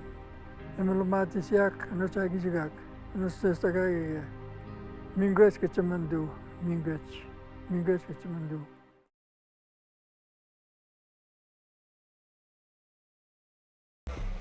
But I don't want to be like, it's going to be like on camera, like on the show, and I'm going to be holding my eye and it's just going to look stupid. But it hurts bad. I think I cut it. It does hurt. It hurts bad.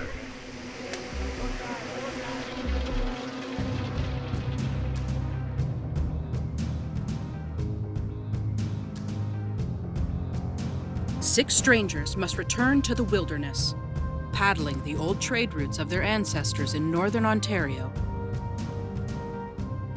Surviving for 25 days with no modern technology.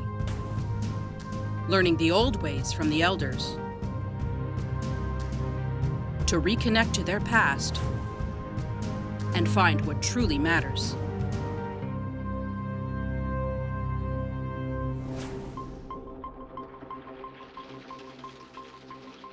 Spending another day at Fish Cove, the adventurers awoke to an empty fish net.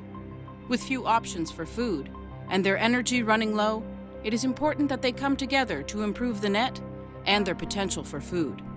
They will spend the next day working on camp and perfecting their net before relocating. The morning at camp today was pretty good. I think I had a good sleep last night in the shelter that we built. I feel confident in what we built, so it was a restful sleep. And then we woke up to start making the net again, just to be able to get fish. So, I mean, food has become pretty important out here. We're all running pretty low on energy at times. You can just feel it. You know, people aren't, as interactive as they're going out collecting wood and, spruce boughs and those types of things. So, yeah, that probably has a lot to do with the amount of food we have other than the amount of sleep we're getting. It's definitely affecting certain people more than others. For Gabby, it's a very, it's a different environment than what she's used to. And so it's a struggle for her to adapt to it. And so I think it's affecting her behavior more than other people in the group. And her behavior in that is kind of bringing other people's morale down every now and then. Because for the most part, it's a pretty positive atmosphere, and she brings a lot to the table. And like, she inspired me personally, like even just listening to her songs, like the one song that she plays, the honor song, it was translated into Maliseet. And so I know the words in Maliseet in my head, but I don't know them to say them. And so like when I get home, because of Gabrielle, I'm gonna start playing my drum again. And so that's a really incredible, it's an incredible thing to inspire in somebody else. Having set their net once more, the adventurers are met by Elder Mary for a vital lesson in making the most of whatever they might catch. Hi, Mary McKinney Snikas qua fish nin kaknomona gedo dame kushayek qua kayes moke ayawek fish kawitamonawa miwe west bishak. For their teaching, Elder Mary has brought them a gift of fish, which may have to last for several days. Although for some, this is their first time processing an animal and could be more difficult than expected.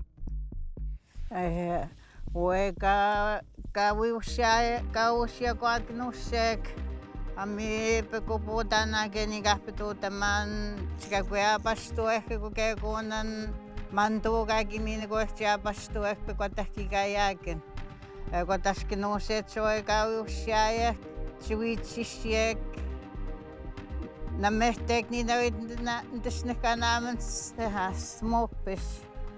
Namehtek na namin mi chawe chui chisye kita shwe chosya kana chawe namehtek. Mini nawet na ka gisho ap magita shugeni no kum gatutan o eknose ka ushyak.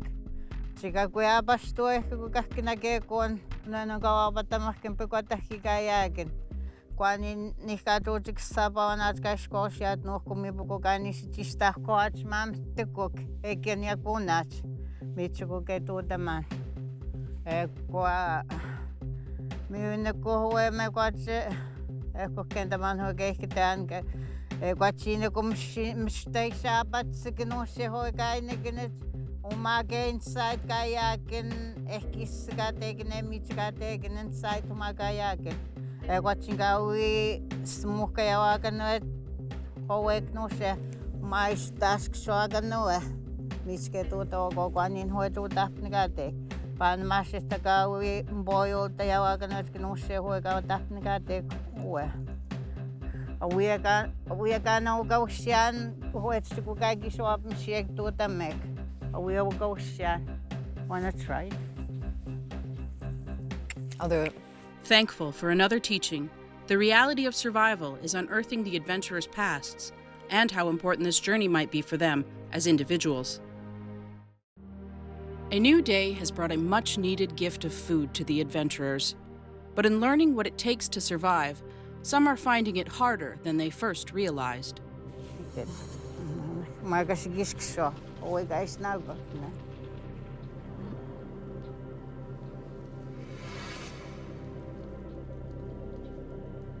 I could see Gabby reacting like with anxiety, like she started shaking.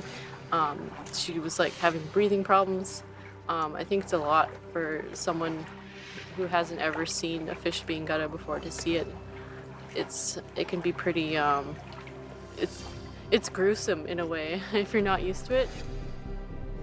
That's good. Well, when you don't have a teaching in English, you really have to pay attention to what she's doing. You have to watch everything. She makes it look so easy.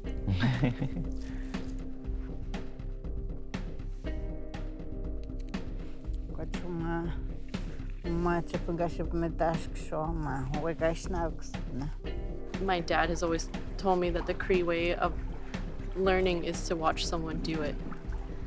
It's much better than, being told what to do or reading a book. You actually should watch it as it's being done. Ebony farted. Caviar. How you doing?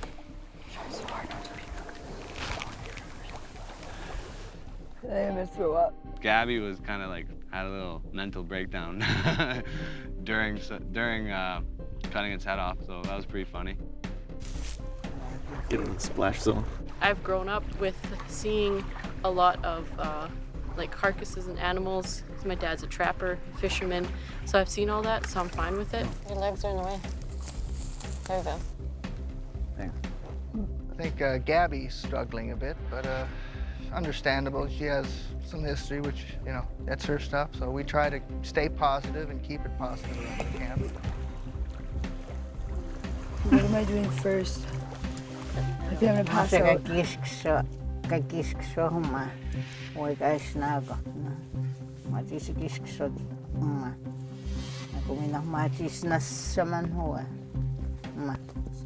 Throat and down.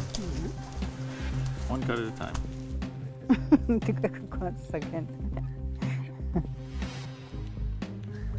gonna pass out. I'm not watching. There you go. Close your eyes and strike. Start. Good job.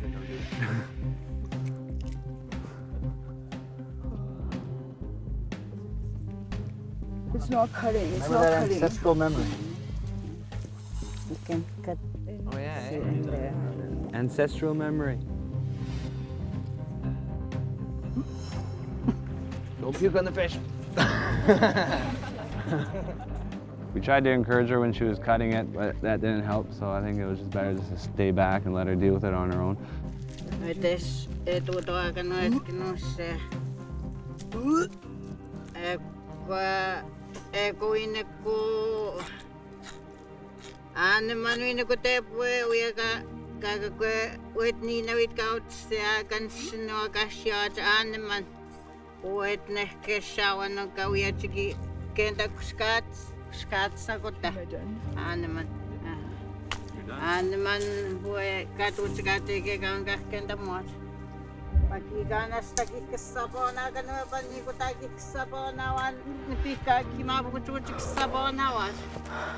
So the most traumatic thing I've ever done in my life.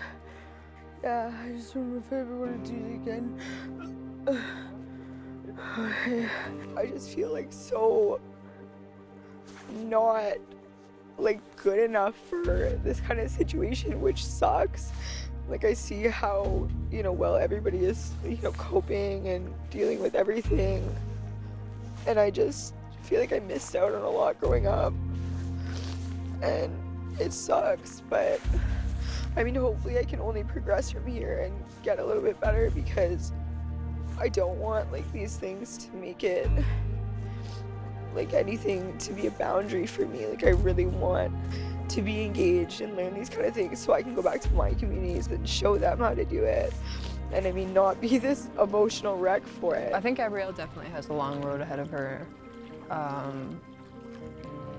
But having said that, I think somebody also needs to definitely be a guide to her and like take her hand and really But it has to be somebody she respects. I know that like I can't give up on this, because if I do, then that's just another thing that I didn't accomplish in my life, and like I'm so determined. Like somebody has to take her hand and show her what to do and to inspire her in some way to do it. I almost feel like I did fail because I didn't cut the whole thing. It's going to be harder as time goes on for her to keep doing that. We've proved what the disconnection of Indigenous people has done. I want to be part of proving what reconnection can do.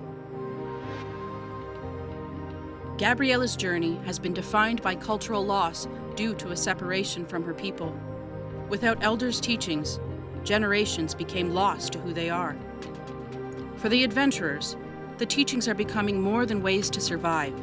They are revealing who they are, what they can become, and the importance of their reconnection. Well, the elder, who spoke very little English, which I think is awesome, she first started by cutting the head off, because I guess the entry through the gills is the easiest way. Then we went to the tail. It's a bit tough to get through. I imagine that's because the blade isn't. I don't know, Mary did a good job. Pretty fast. Yeah, that's true. She was fast. Yeah. Then up the back and kind of got through the back of the fish and flayed it open and took out all the innards, and it was ready to be smoked.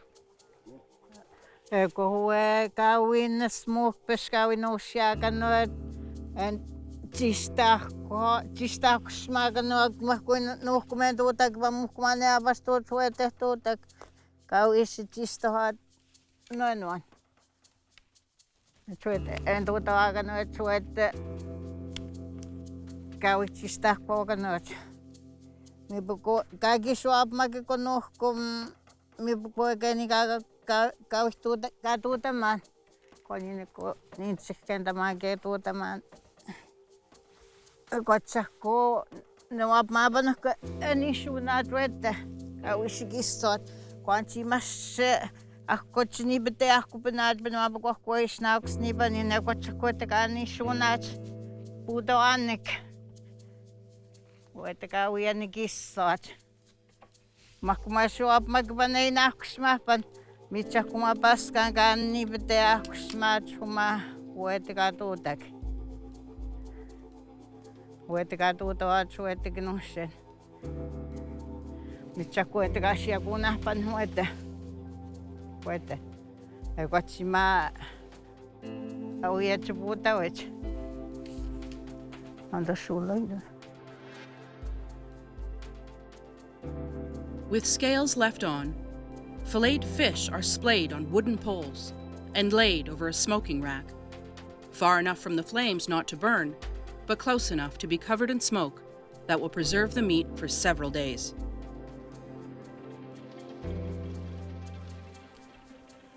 Namassa tässä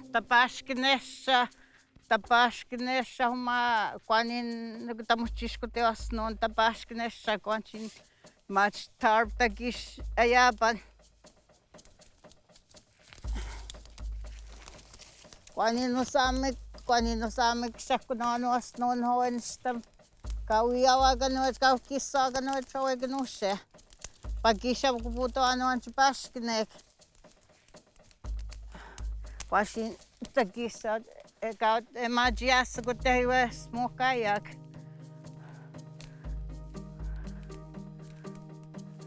Tapaksnok savin huogaisnauks kun te isikissua tapaksnok pinamassa tässä kun smoktakiapan.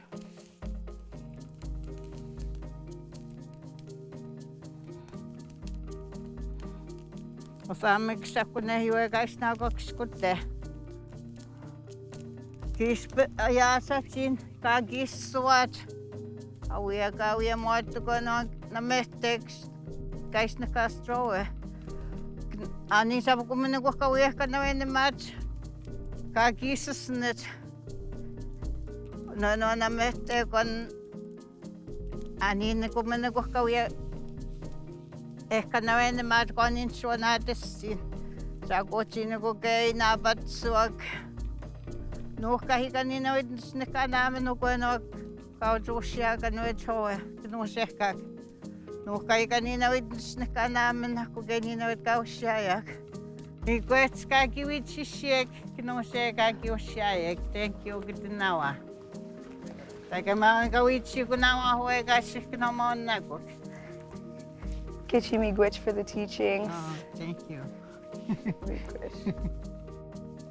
Kwa iwe keni kakiwichik kentamana, tekinoshe ke shoshiak, goshiak, no komegi puknomoshit.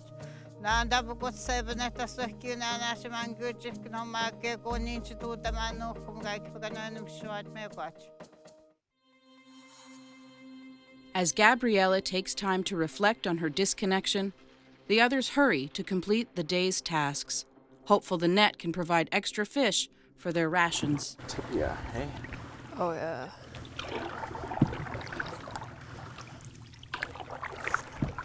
Like, quite a bit. Just taking off these cedar boughs and throwing them on the fire because they're green. They'll burn extra smoky and they'll give extra flavor to the fish. Oh, I like that. We need more cedar boughs. Look how smoky that's burning. Okay, hang on. It's gonna get bumpy here. Well, look at that. We caught nothing today. Pull it out.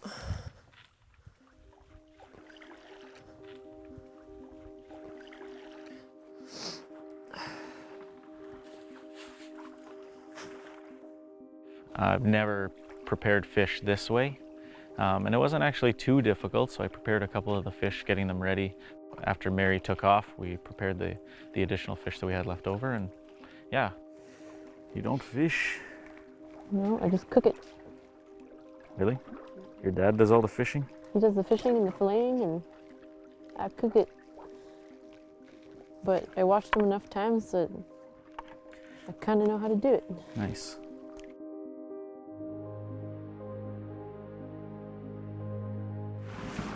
Perfect.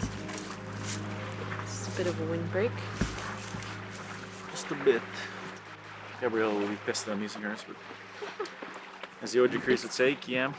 It's teamwork, basically. We're all sacrificing our deer hides. See, that's a little better. She does have the biggest one. She's not joking. Holy smokes.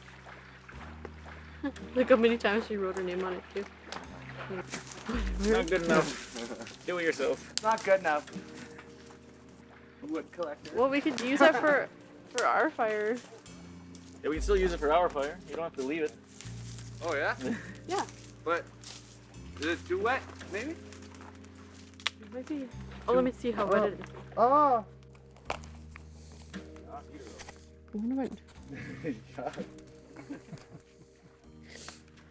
I don't know if the fire is going hot enough to add a bunch of wet wood on it. What did you think you'd be eating? We've only been on the fish diet for like 3 days. Yeah. Have you ate pemmican before? I don't feel any smarter from the Omega, I'll tell you that. Look at that. It's perfect. Look at it. It's going up. Yeah, yeah. Yay, fish. Okay. Okay. She's getting tired of me. Hashtag sarcasm. I'm not tired of you. No, I'm definitely not tired of you. Alright, cool. Teammates. Teammates. But the teachings today definitely connect me back to my family and the way they have done it in the past. Even the way my dad teaches, he's very silent when he teaches me things, and usually I just have to watch him, and I've noticed a lot of his teachings have been coming in handy now, even though I haven't really practiced them myself completely or even understood what he was doing. But now it's like I've seen him cut so many fish that today when I cut that fish, and I probably haven't filleted a fish to eat like that in I don't know, 5 years or so. And it just came back to me because I could see him in my mind's eye, like filleting that fish. So my dad would love to hear all these stories. I think he's gonna be pretty proud of me. Yeah. Yeah, I mean, I just want to make him proud and make my whole family proud, so they're all really excited for me to do this, so I can't wait to get back and share everything. And me and my dad are planning a big winter expedition. We're going to be camping, so we're going to be building one of these teepees that I could probably Well, I don't know if I could show him how to do it. He probably knows how, but I'll know how to do it. And we could be side by side chopping trees, and I just love doing that stuff with my dad, so this is a pretty cool journey. Each teaching brings us closer. Each struggle defines who we are. We are the crossroads of past and future. Every path will be different. Can we overcome the disconnection from our culture to become the people we were meant to be? Can we complete the journey together?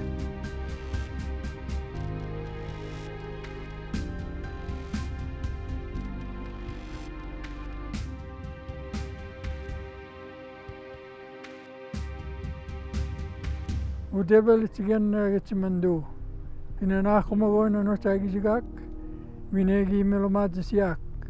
Mininan maskawi ziwen. Nesta ke tentagus win. Mlogono manan. Nesta shawene manan. Anut nesta kagege. Kinabu agege kon anut tayan. Melomad siak no tagizigak. Anut nesta kagege. Mingues getsimando. Mingues getsimando.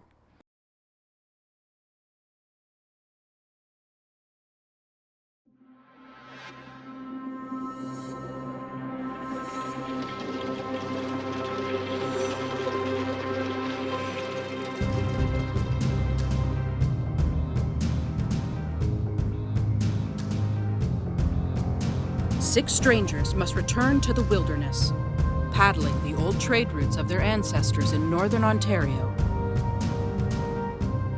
Surviving for 25 days with no modern technology. Learning the old ways from the elders. To reconnect to their past and find what truly matters.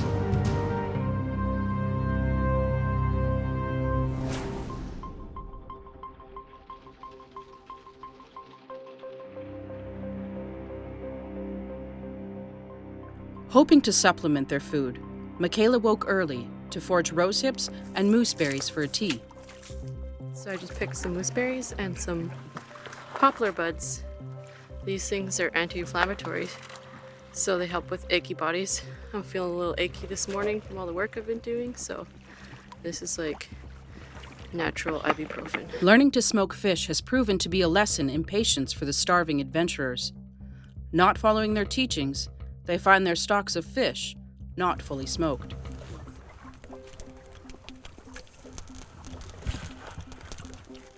It just tastes like raw fish. Doesn't really taste like super smoked all the way through. Yeah, a little underwhelming. Oh, Caleb, you want to put that back on? I'll take that one from you. Can I some more of those berries? I've eaten raw fish before, but never in like huge quantities like that.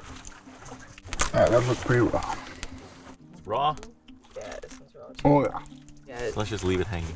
tastes like nothing. For the actually. aesthetic. The bones are easy to pick out. And then smoke it again. Yeah, keep it smoking. That'd be fun with a little soy sauce. Right? A little wasabi. Ginger. Yeah, we need ginger. Again, I've never really had smoked fish, so I don't know what's normal. This is not normal? No, that's definitely not normal at all. It's got to preserve it, right? Yeah, I'm still gonna eat it. Should be dry. Yeah. It should be dry all the way through. There you go.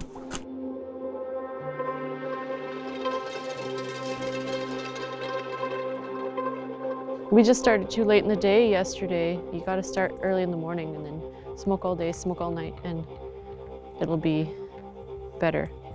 Once more, the adventurers must head to a new camp in hopes of securing new resources for the days ahead. This is just, it's too deep right now. So this will be the top, and that's the bottom, and just make it longer this way somehow. What else are we gonna do for food though? Like, it's gonna take us a while to make a net. I'll go hunting, I'll carve a fist on this, and we'll be good to go. Once I carve it. Snare up a rabbit would be cool. That'd be pretty good. See if we can locate where some rabbits are traveling before. You know how to make a trap? I think the problem is though, like when I go like out for hunting and stuff, I go out for like an hour or two. I don't stay out. Yeah. If I can stay out. Yeah, you gotta stay out for a while. It's not him. That's alright though. All right, let's take this whole thing down. Get up higher, get up higher. Good call, good call. With the weather turning, the adventurers break camp and embark on the longest paddle they have taken thus far. Low on energy, even basic tasks are draining. Trying not to capsize while fighting currents and winds becomes a punishing ordeal. Leaving Fish Cove behind, the adventurers head off on their most dangerous paddle to Skull Island. Paddling in the open lake was definitely more nerve-wracking, I'd say. You know. Rob, can you like try to come over here? I'm gonna cry. My legs hurt so much. I gotta switch the way that I'm sitting.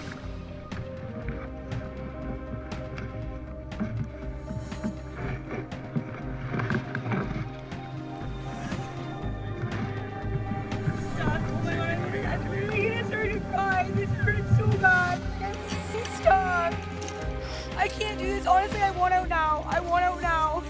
I can't do it. I can't. My leg hurts so bad. I can't. No, I can't. I can't even move right now, man. I'm gonna lose it. Please. I can't. My leg hurts so bad. I can't. No, I can't. I can't even move right now, man. I'm gonna lose it. Please. Abby, you need to calm down. I can't. What you're experiencing right now is not significant pain, right? You just need to relax, breathe through it. I can't. Take nice deep breaths. I can't. Try. You're not even trying to take nice deep breaths. Try and take nice deep breaths. There you go. Big exhale. Can somebody please hold this boat so I can move my leg? Michaela's holding the boat. I got it. I got the boat. It hurts so bad. Holy. Overcoming the strain of the paddle with the help of medic Rob Evis, Gabriella rejoined the others and completed the long journey to the new camp. As the creek narrowed and the waterways got shorter, well, that tension kind of went down because a lot calmer waters and peaceful. Considering it was just the two of us in a small canoe, I think we kind of just torpedoed through the current. I don't think neither me or Caleb are that experienced at canoeing, but we found a sink and we were able to pull through. So, much like our other paddle, the boat took on a little water, got a little soggy. So it was a mystery up until the very end. Which, a place like Skull Island, I think that's what you want. As they come ashore, Michaela is eager to try her hand at fire making, while the others gather materials for camp.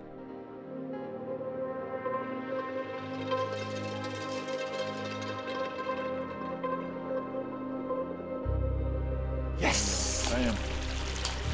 Beauty. Now come warm yourself up there, Caleb. Fire is going. I did it. You did it? Now I know how you feel. Feels cool, eh? It does feel cool.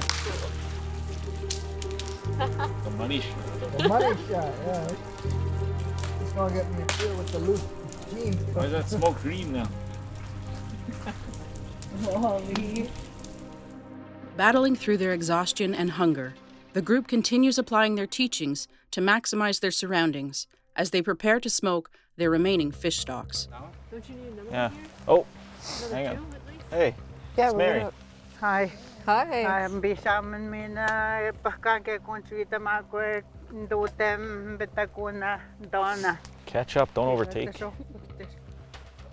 The elders brought us a really awesome gift of spruce grouse. And they're like these, little low-flying birds that are in the forest. They're quite easy to catch. They even showed us a method of how to catch them using a really long stick, and you just aim for their heads and you catch them like that. Today's teachings, we were shown how to snare rabbits by the elders Mary and Donna, and using very basic methods, using just string and a few sticks. It was very interesting to see that. I love Donna and Mary. They're great. They're just sweet and they're funny and and they're really informative. Isatas wabos mikana sa kananatnan. Kaysa bumstet wabos mikana. Kispenta swabataman. Misako afanhuetu taman. Wabataman. Kaysa bumstet ha wabos. Using roots, twine, or wire, a small loop is formed and positioned with grass and twigs. The trail is blocked to corral the game towards the snare. A twig is stuck in the ground below the loop, forcing the animal to jump into the snare. Masha, kasita kubutunawa. Eko ya miwete. Eko tsuwetiko kashianawa eko tsamiwa. Mistiko kak chista kubutuyek. Iwe kakisna gokna. Uwe mistiko kak mal chista kubutuyek kuma.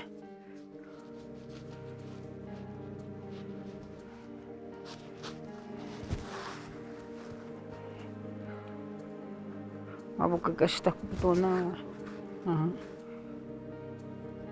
Then you tie this part right here. Tas muchacho kuma que chista kituye kutuka.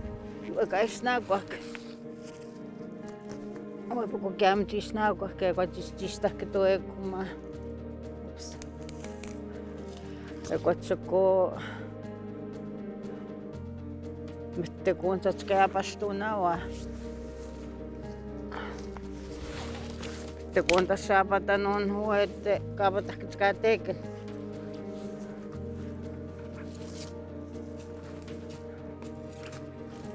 Huete miste kunta tuutska teken huete. Huetina tska tewa. Eko tsapen hue. Eko hue kasia pastunawa. Huete.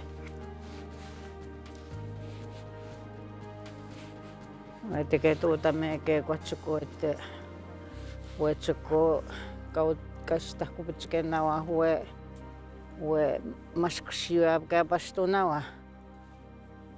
Ja ko men se ke apatakante poko kakiota tske ke otiat se ko ka chipaksek.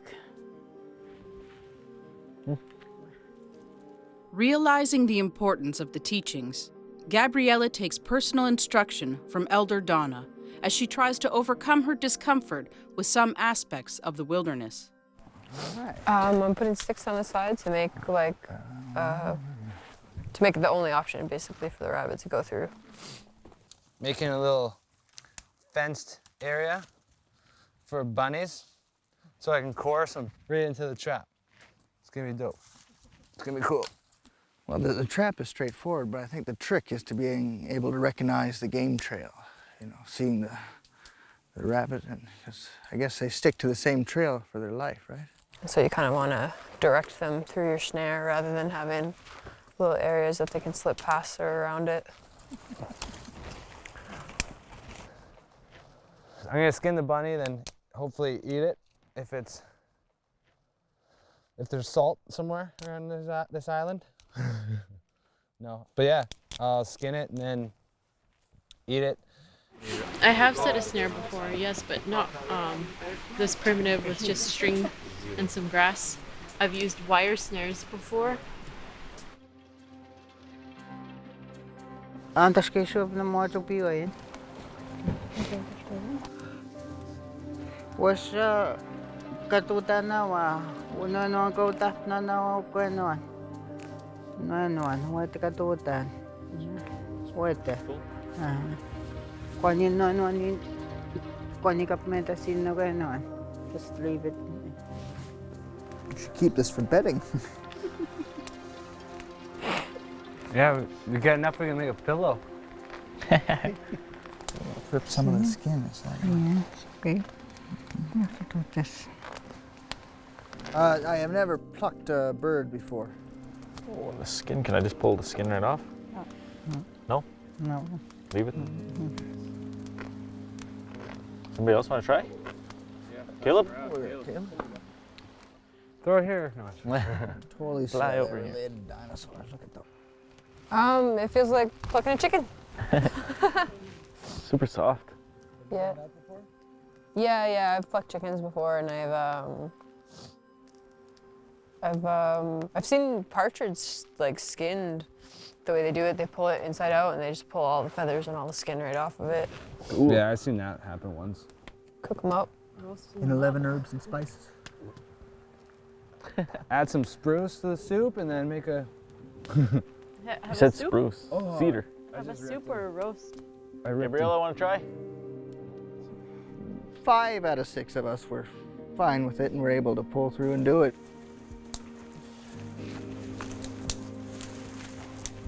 Ooh. It's an interesting experience, but I guess Gabby just didn't feel comfortable, which I understand. You know, no one likes to see a animal suffer, I guess, but I mean, the suffering had ended and it was already, you know, we thanked it for its life. But I understand where she's coming from, but now the rest of us didn't have a problem with it because that was our meal, you know. I mean, it's either us or the bird kind of thing. Like, it's never gonna change me seeing like that. Just because it bothers you doesn't mean that you have to like it. It's okay. Not everybody likes this stuff. Eat it tonight or no? No, I don't think so.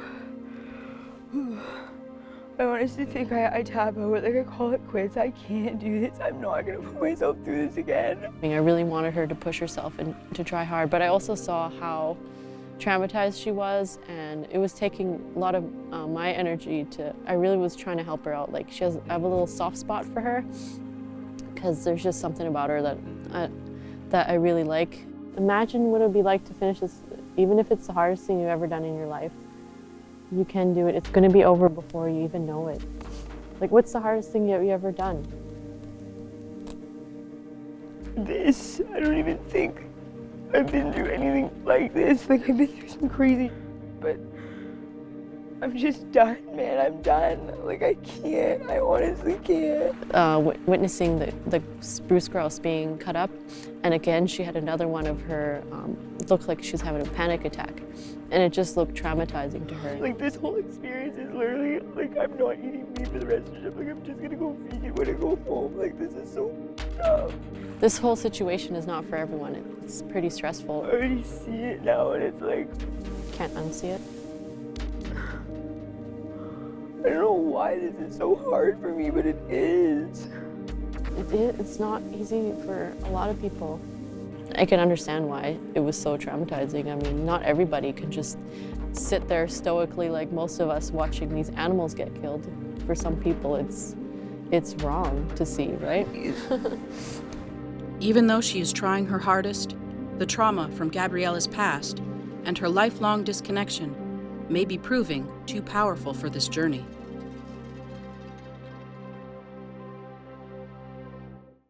As Gabriella takes time to confront her doubts and fears, the group continues working on camp, excited to finish cooking the spruce grouse, gifted by elders Mary and Donna. Gentle.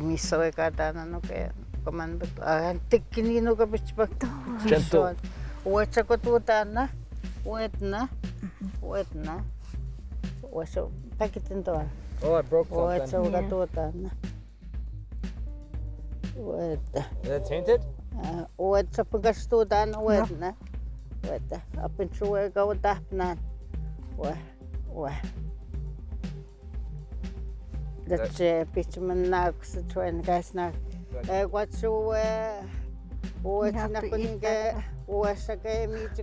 Raw? Eat it raw now. You have to boil that?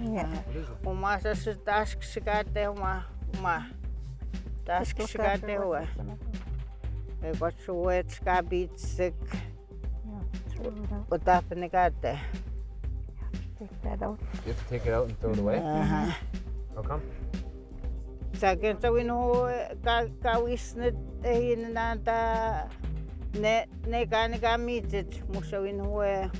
his poop? No, stomach. Pre-poop.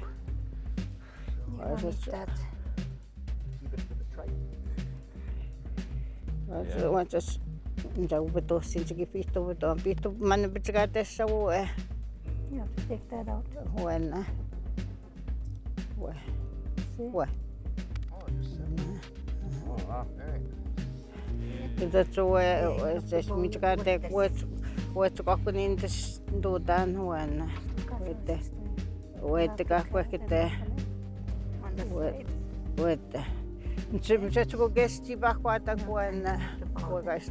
Boil it? Yeah. How come? You boil it with Umas na kunigan do tawa ho ka usiba ko yan. Umana. Uma. Mai ko ma. Misa suku gas tiba ko 20 now kan. Or you can smoke it. Yeah, I'm trying to go get whatever you want to. Tie it up there. Yeah. Chicken no Tie it up there. We'll fry one up. I'm saying we got two. Let's boil, let's smoke, let's try both. Right. Yeah, no doubt. So we leave, when you smoke it, you leave that in there? No. But Michaela volunteered to make us some smudge fans, so we use every part. Sorry, I'm freaking you out with this knife. Oh, he's still warm. Mary, who taught you how to do this? Nokum. Nokum. Nokum?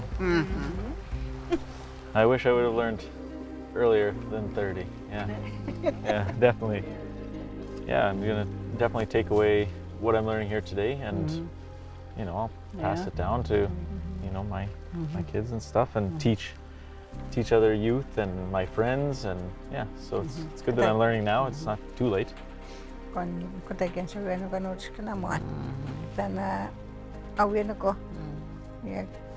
Kahi kaki kinoma ko kwapos che opos na ko kan kaki kinoma ko kaki siya na waso na ko agamit chikin daw stoik na nang kaki kinoma ko kwapos ke nasayek. Oh.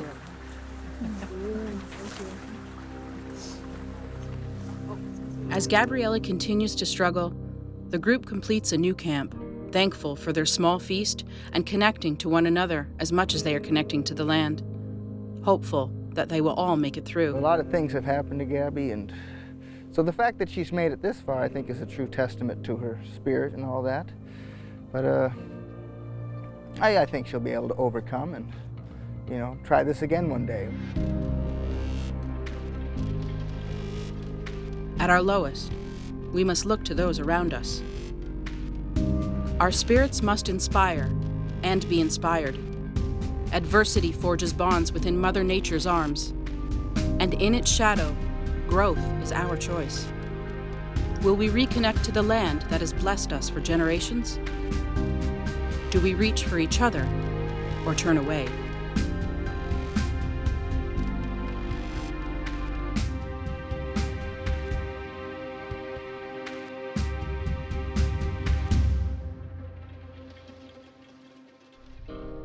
Udebel tigan gitsimando.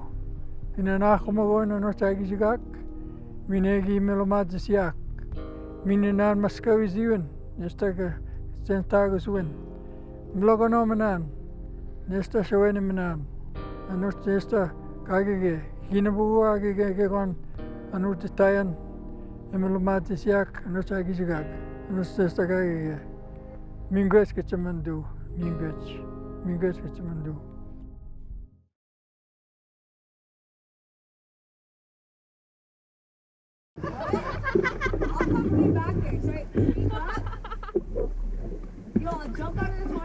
Do it!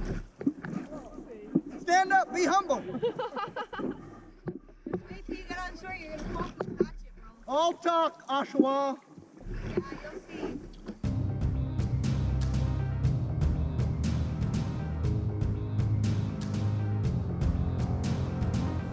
Six strangers must return to the wilderness, paddling the old trade routes of their ancestors in northern Ontario. Surviving for 25 days with no modern technology. Learning the old ways from the elders. To reconnect to their past and find what truly matters.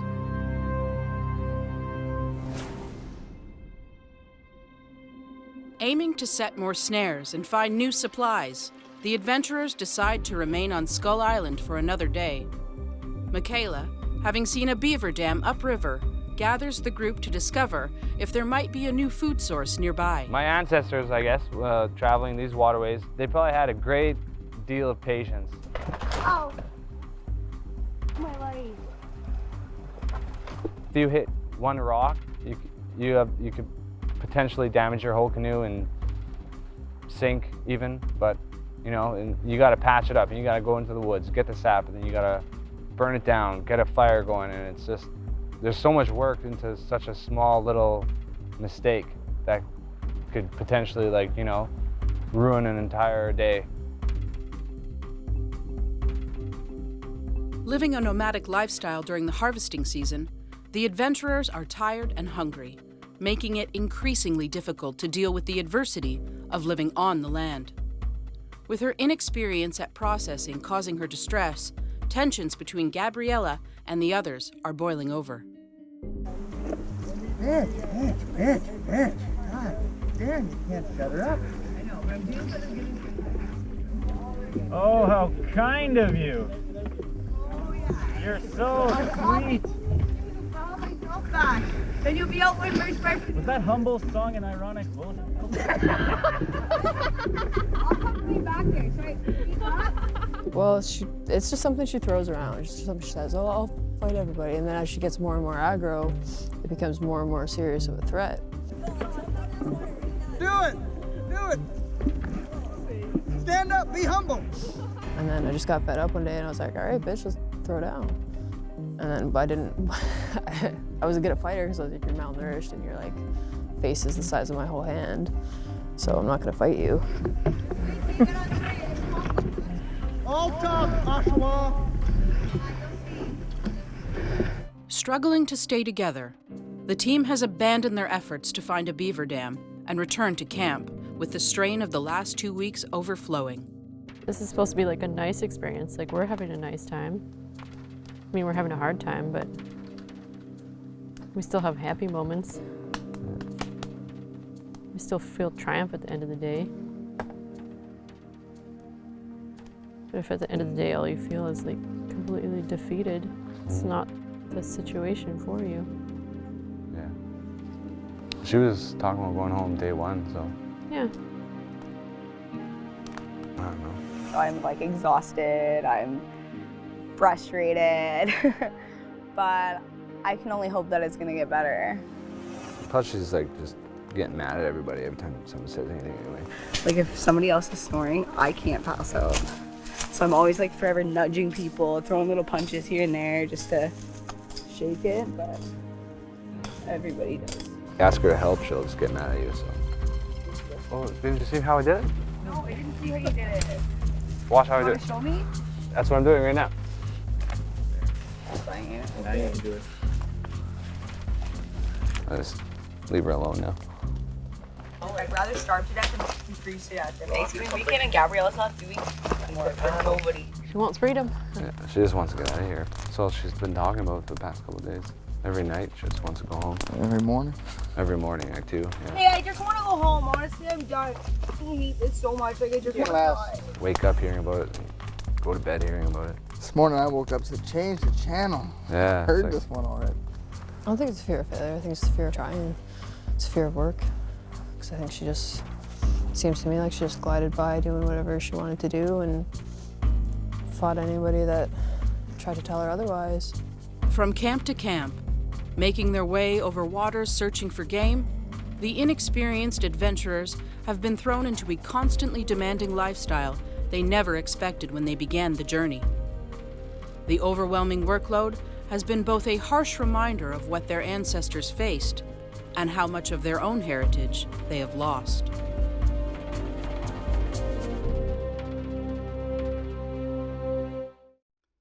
In the wild, every moment counts. The group can only move as fast as their slowest paddler, but they have to keep moving. Michaela makes the choice to lead several of the others across to the mainland to set more snares, hoping Gabriella can overcome her insecurities and do what's best for the survival of the group. I wanted an experience that was going to change things for me. And that was it, is I didn't, look at all the ins and outs of how I would react in these type of situations. I mean, because I was never in them, right? How am I supposed to know? But I wanted to gain, a lot of different knowledge and figure out what it really was that I wanted out of the situation. I mean, I think I got it. And that's it. It's like I know that, you know, in myself that I did push myself to this point, and I did, you know, do the very best that I could. So we'll go around. So you can see that one there. Don't step on it. Now we really got a trail going here. This is good. We have one less mouth to feed.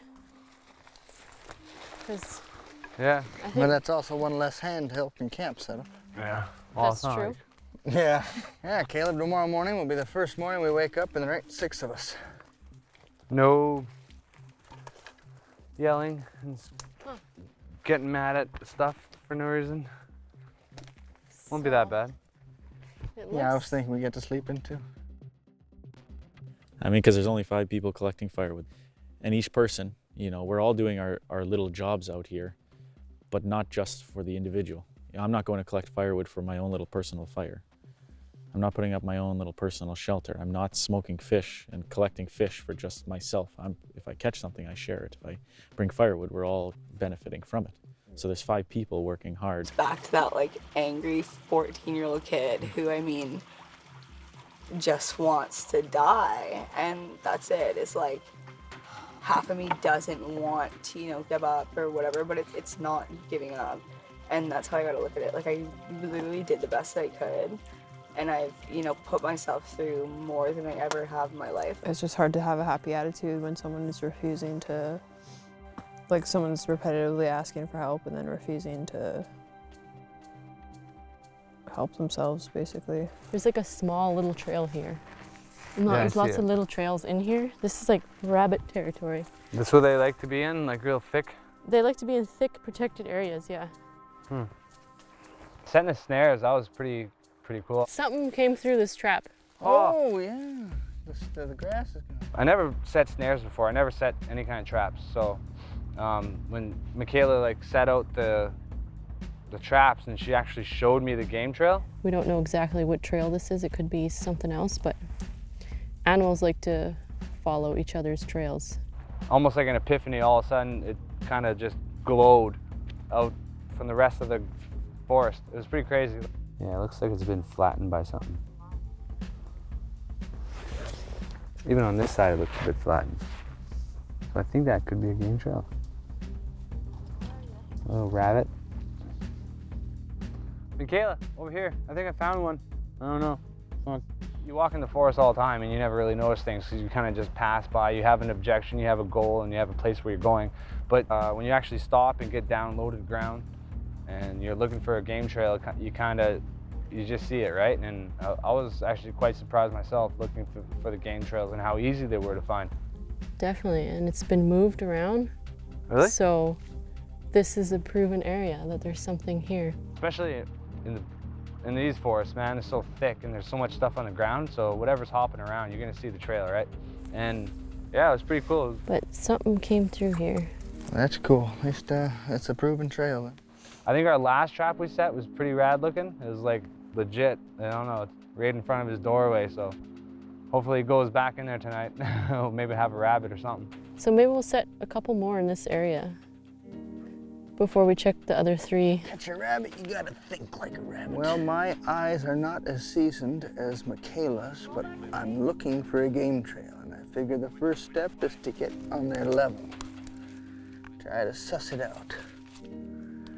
Now, I know they go towards the water, right? Towards the food source.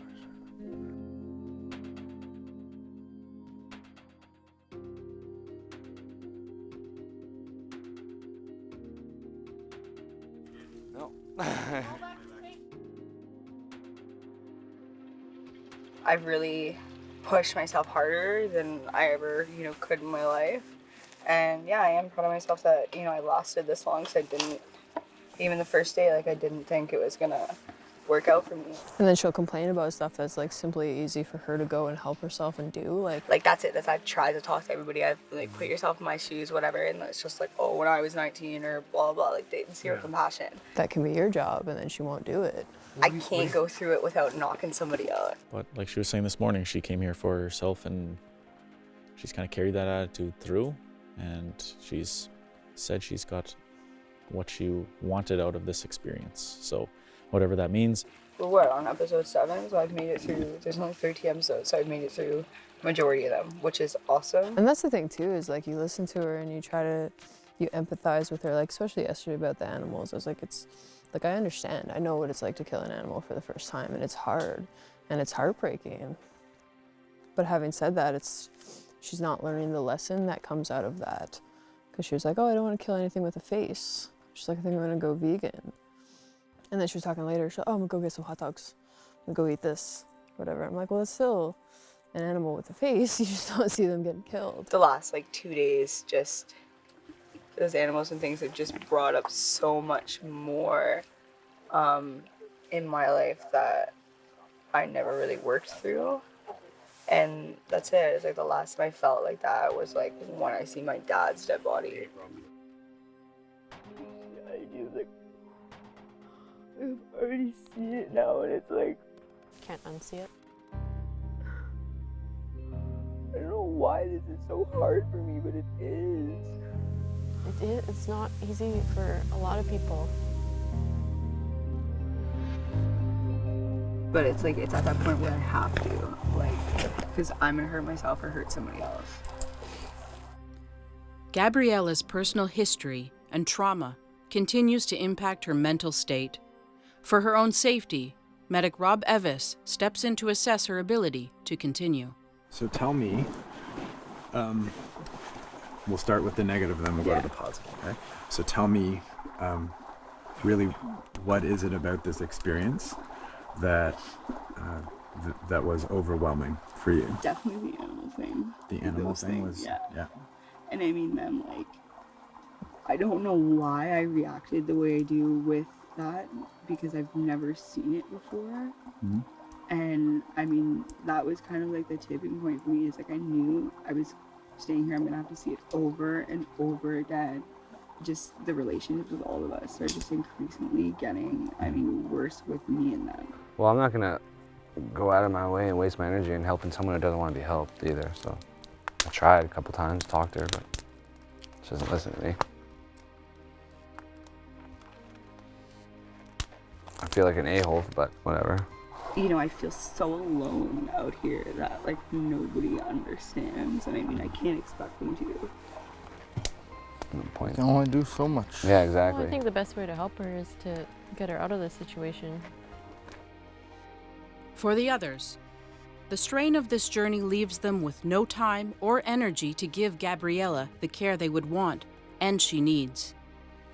Her pain and weaknesses were formed over many years of cultural separation and in the trauma of generational grief. There is a grave history at the roots of who she is today. Her suffering is not unique. Her struggles still true for many. She is lost in her identity.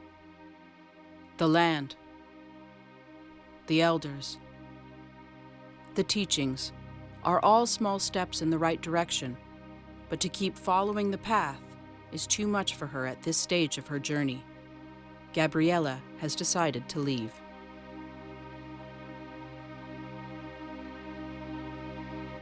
Gabriella's struggles with living on the land have forced the others to reflect on what this means to each of them. For Tim, the prospect of passing on his knowledge to his young son has kept him focused on persevering. It's a little bit harder now. Despite all the tension, the group come together to create their own ceremony, a circle of friendship to push out any negative energy and share the best thoughts of each other and their time together. Because you have been a really special part of this trip, and we all wanted to each say something that you have given us and that we've noticed about you, just so we could leave on a good note. Any prayers, thank you. Maybe you didn't know what to expect from this trip and how to prepare, or, you know, we've recognized that you are really stepping out of your element and way beyond it. Like, you have gone above and beyond, like stepping out of your comfort zone. For all of us with a little bit of background being out in the woods and, you know, doing these types of things, it's just a step for us, whereas it has been a leap for you. So I know even within the first couple days you've talked about already maybe not wanting to be here, but then you were able to maybe talk you out of it, or you were able to do your own thing and psych yourself up to be able to stick it out for the rest of the day and then the next day. And you've made it to day 10 despite wanting to maybe leave on day 2. You tried a lot of things that maybe you haven't wanted to try or never thought you would like to try, and some things you've seen and tried that you'll never want to try again. So again, that's awesome that you've been able to step out of your comfort zone in that way. It's impressive. You definitely have like an uncompromised character to you. And your music and stuff that you brought to the group is awesome. And especially that Humble song. That was great. I really liked it. And you were kind of our musical outlet while we're out here, so it's gonna suck not having someone sing to us. Sure, I appreciate it. I'm rich. Yeah, I just want to say thank you for for trying. Like, you came out here and like Tim said, you came out of your comfort zone and you tried your best. You're doing the best that you can for every given day. And personally, you inspired me to pick up my drum again, and it was something I thought I wouldn't do. And I'm very honored that you gave that to me. So thank you very much. Play that drum, it'll inspire you to do a lot more great things. Well, I think I relate to a little more than maybe others because we're both from Ontario cities, you know, we're city kids. And you did come, nothing against Thunder Bay, you know, real city. Anyway, no, you came out of your comfort zone a heck of a lot, and you know, I admire that and think it's very good. But, you know, I'd let you know, you were a great cuddle partner too, because you were very, very warm. That warmth extends also to your spirit too, you know, you're very, when you were happy, you were nice and happy. So I'd like to see you in your comfort zone maybe next time I pass through Toronto, and you know, Absolutely. if you're ever coming through Windsor. I'm gonna really miss you as a canoe partner. You always told like the best stories when we were paddling, and you're always so nice and calm in the boat. It was really nice having you there, and I'll miss your warmth as a cuddle buddy too. And I just want to say you're making the right decision, and going forward, this will be good for you. Everything that you went through. It'll only make you stronger, but it's the right decision. Never doubt that. I'll never hold it against you ever, and you know, I'm just glad to know you because you're such a like outspoken person, and you're so like crazy and cool. Like, I really admire that in you, that you're so outspoken. The biggest part is I didn't know where this situation was going to land me. I've realized there's so many things I've figured out about myself, and you know, things that maybe I've repressed and I haven't dealt with. And you know, I'm glad I had this experience, even though it was for a short while, to bring out these different things in myself. I believe that I have challenged myself to, you know, the most extent point that I could. It's definitely my time to say goodbye, and it hurts to say that. But there's just only so much one person can handle, and that's it. So miigwech all of you guys, and Waminarige, we'll see you later. Yeah, we'll see you later.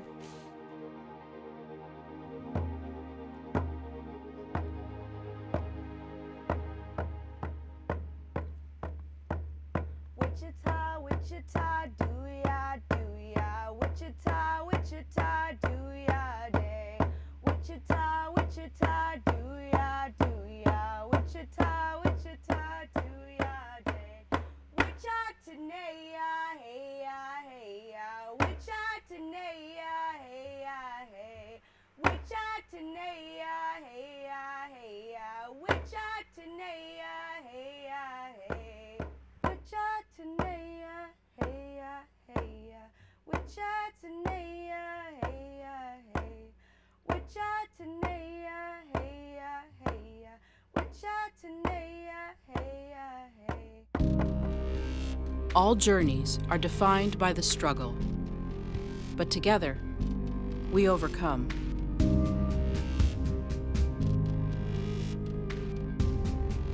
We must navigate our pain and let the teachings keep us interwoven as one.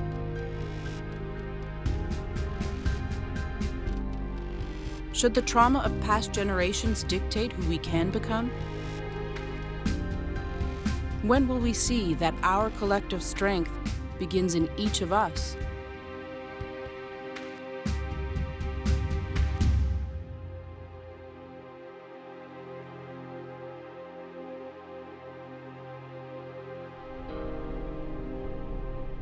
Udebel again Gitmandu. In an Akumagon and Otagizigak, Minegi Melomadzisiak. Mininan Mascavis even, Nestaga Stentagus win. Mlogonomanan, Nesta Shaweniminan, and Nesta Kagige, Hinabu Agigagon, and Utitayan, Emelomadzisiak, and Otagizigak, and Nesta Kagige. Minguets Gitmandu, Minguets Gitmandu.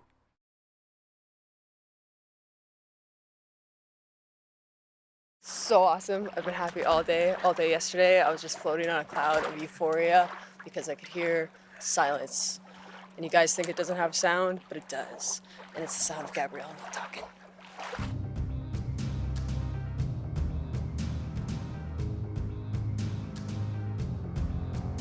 Six strangers must return to the wilderness, paddling the old trade routes of their ancestors in northern Ontario. Surviving for 25 days with no modern technology. Learning the old ways from the elders. To reconnect to their past and find what truly matters.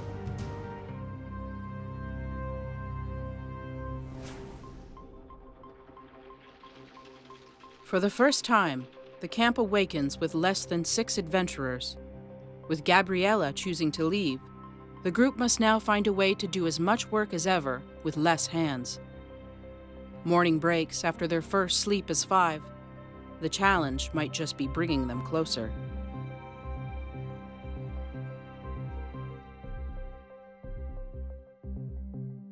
Our fire pit's only this big, but the logs were this big. Yeah. Kind of extending to the door and out the door. So we drag one in, place it on the fire, and eventually this fire just started to creep towards the door, catching some of our bedding on fire. Yeah, I was catching these boughs right and then here. It's caught some of the extra logs that weren't even in the fire yet. So we had to like throw the door open. Ebony grabbed one of the logs and ran it down to the water and threw it in. You saved our lives put it out. Yeah, this was our first fire drill is what it was. We did extremely well, I think. Our first fire. So We didn't do anything. We didn't evacuate. We did a shitty job. I stayed low to the ground. Morale is at an all-time high. That's so good. For now. For now. Until we have the duties of 6 people. We always had the duties of 6 people. Our first night with only 5 in the camp was really restful, peaceful. It was a bit of a somber mood, but it was also, it just felt more calm, and it was very mellow. I didn't take your pants off. How's your feet, Brendan? Scale of 1 to 10. It was this cold. This cold. Which I did not miss the extra body heat. Because, the heat was nice, but she used me as a jungle gym pretty much. Woke up with arms and limbs attached weren't my own, you know. The ceremony closed it really nicely, the goodbye ceremony with Gabriella, so it just felt like, okay, it's done, it's over, we can move on. We had a nice little feast that brought us together. We had ate a bunch of our smoked fish. It was very delicious, and yeah, we just, had a good time, told stories, told jokes. It was good. Repeatedly, it was said that the spirits were higher. There was no negative energy to begin with. I think it was the first time that we heard the birds chirping in the morning, because it was just a little bit mellow, calm, relaxed. It was a good feel. And then even packing up camp was a really good feel this morning. So we can have some harder wood that burns a little bit slower, maybe a little bit warmer. So you don't have to wake up every 25 minutes to stoke the fire. Are you eating a mooseberry or a rose hip? Are you eating a mooseberry or a rose hip? Mooseberry. Okay. It's bitter. And sour. It's good though. Yeah, I'll do a little bit of that. That's like Colgate or something. Oh yeah, I want a piece of that charcoal. I want a brush today. Minty. I got a couple furs, socks, a clean pair of underwear, and my moccasins that I'd probably take out because we're gonna go in the canoe. And I don't want to get my shoes wet. Breaking camp also means sorting the items Gabriella has left behind. Was I the extra large? Brendan must miss Gabriella because he has her. Yeah. You have Gabriella's fur. To the victor goes the spoils. The victor? All right. On the mainland, Michaela's checking of the snares has been met with disappointment when she finds a rabbit has broken out of the twine. She returns to see camp already broken down.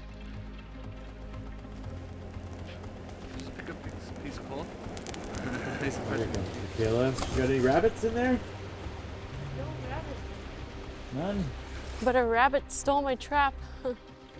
Yeah, broke it. It broke off the string. So close. Frig. And another one was disturbed, like something went by it again, so. No success. No success today with the fishing net. But I feel like it could have been put in a better spot too. It wasn't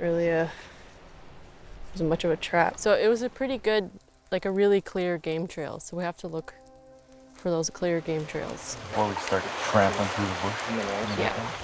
Ready to leave Skull Island, the adventurers are embarking on their longest paddle of the journey so far, taking them through rapids, narrow waterways, across the dangerous open lake, and into the secluded area of Medicine Beach. For the first time ever, one of them will have to paddle alone, covering the 7.5 kilometers, with waves crashing higher than the gunnels, will be the group's most difficult challenge yet.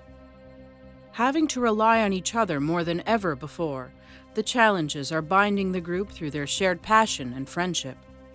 Breaking out of the narrow waterways from Skull Island, they are no longer protected from the strong winds on the exposed lake. The change in conditions makes Michaela's solo efforts nearly impossible. Even for the others, the strong currents and choppy waves are proving dangerous. Facing their most brutal paddle of the journey, Michaela's efforts to make it on her own are getting harder. Despite being the strongest paddler, none of the adventurers have experience in getting birch bark canoes across these kinds of rugged waters. How you doing, Michaela? A little rough. Yeah? Do you want to lift? Yeah, I'll take a lift. Okay. I'm getting tossed around by these waves. Yeah, for sure. I'll just keep the boat steady and you come over to us so I don't knock you too hard. One mistake, and they could not only tip, but possibly lose the canoe forever. Michaela is now down to canoeing solo, which she's comfortable with, but today with the wind was just a lot for her to handle. And yeah, it's tough to watch your teammates go through that, because when you're on the water, there's nothing you can do. We can't tow them, we can't do anything for them. It's just, they have to just go about it, which sucks for us, because we felt like we wanted to do something, but at that point in the middle of the water, we just can't. We're over a quarter full and taking on more. You gotta counter the wake. It's unreasonable.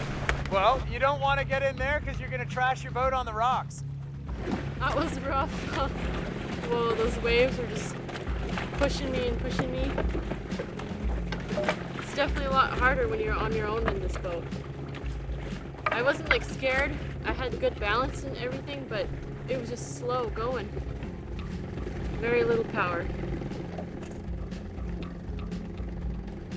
I think eventually the wind would have pushed me into that shore and it would have been okay.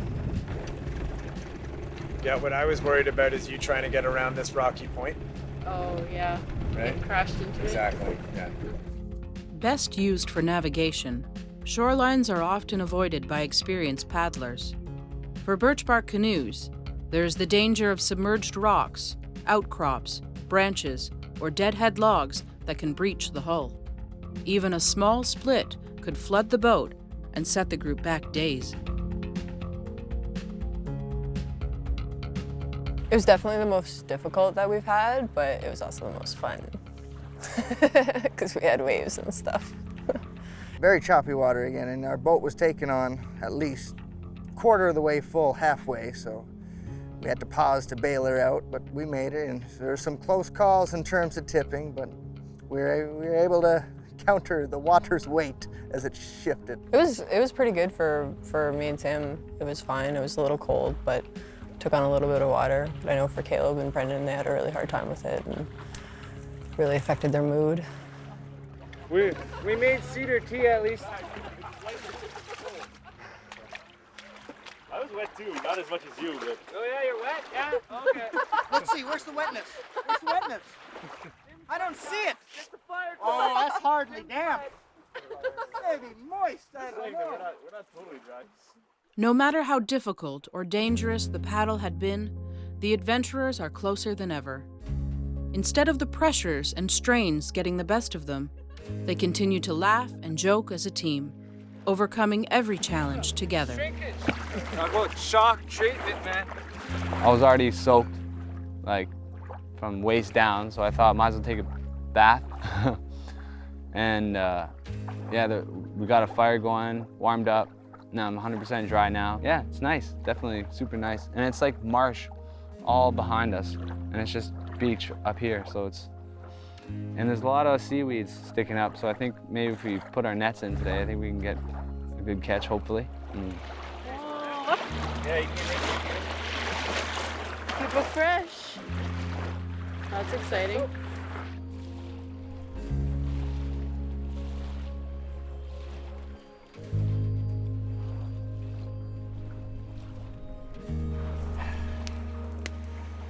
We did it. Cold. And the smoke's in my eyes. Like, it just woke me right up. Better than Red Bull. Better than Red Bull.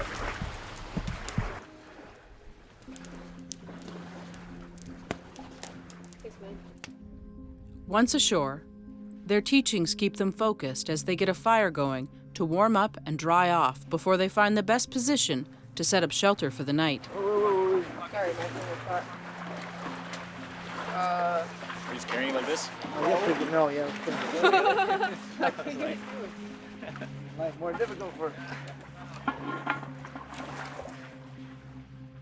The teachings are becoming second nature to the group.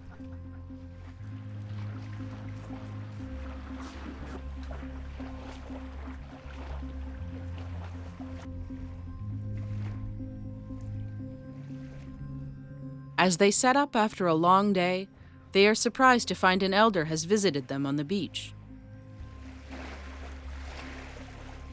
Ani! Sashoki ba to kusnam? Sashoki na ito kapit ko snake mo ne. Sashoki siya to na wana kasi agwin bite ng kunaksik. Sumigo etstes ko din nem gibe to snake. Kakano mo nem des kenya aban sa bao din na kya. Migen yu din na kya siya. Mi should again sign. Kam sakade semude. Where they had once been learning the physical needs of survival, they are now excited to find out what medicines and gifts the land has surrounded them with. More importantly, they are beginning to see that the teachings are not just about the health of their bodies, but also their spirits. Out of respect to the Creator and the land, Elder Pauline begins with a smudge ceremony. She prays to the four directions as she prepares for her first teaching. Respected throughout communities, she is often sought for her knowledge of the land and her lifetime of experience.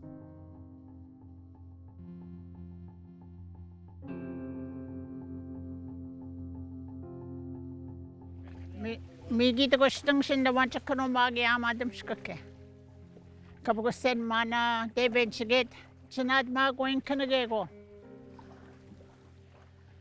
Minat sa kwes ma English na dowen at sinad magoing. Genywe na sa kanumagi am. Gakwes ma I'll ask our Creator that He will lead me through every word, to teach you people the plants and the herbs that's out there for you to learn, that will help you sustain your life through the rest of your days on this world. The only thing you can harvest with this in the fall is mainly the trees. See all these trees out here? They all got oil on them. Every tree, there's so many of those trees out there, it's all medicinal. My main teachings today is to make a minigan, It has 5 ingredients to it. Can someone tell me what's this? Balsam fir? No. Come on there, Thunder Bay guy. The white spruce? White spruce. White spruce. Balsam. Cedar. Willow. And bear grease. So I put that all together. Of course, I shape these first, cut them down into little pieces, or sometimes I just use the bark, same as the balsam. Even the red willow, I shape all the bark off, and the cedar.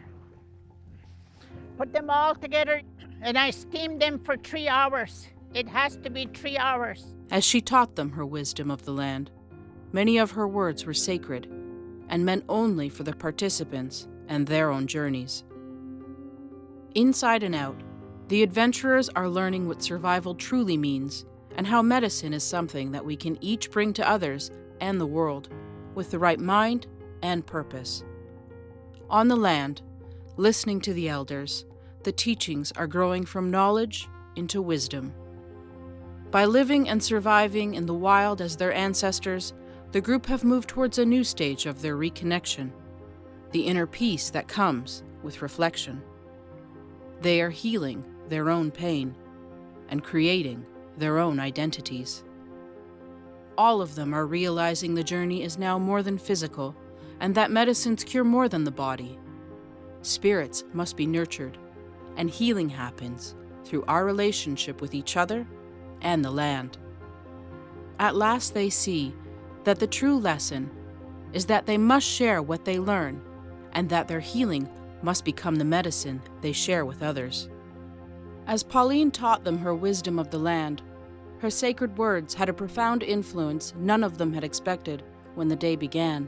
Today was probably the most in-depth teaching that I've had from a medicine woman. That it's not just about knowing what the medicines are, but it's about your presence, it's about being thankful, and it's about the prayers that are involved. That's a big part of being a medicine woman. That was really struck me today.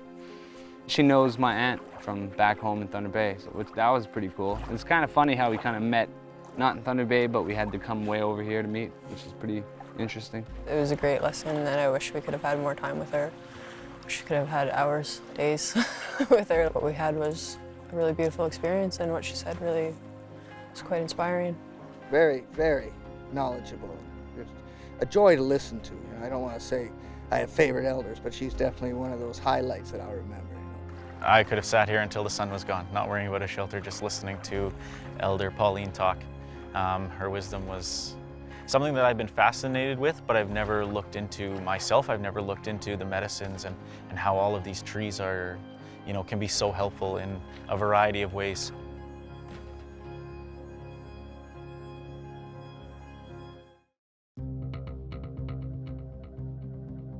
Returning to camp with gifts of traditional medicines and tools, the adventurers are looking at the world and their journey with new eyes.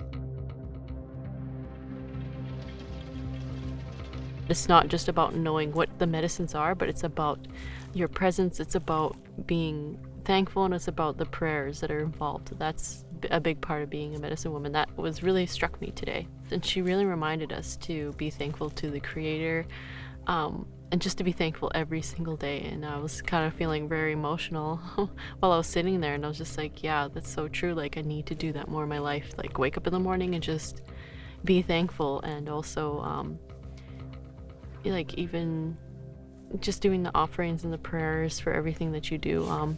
I try to do that as much as possible, but it's always good to be reminded to do it even more often. And she's talking about, the trees were given to us, the water, the earth was given to us from the Creator, and you have to thank the Creator for that. For Ebony, the return of Midigan has been a powerful reminder of her personal journey and the change returning to the land has brought to her life.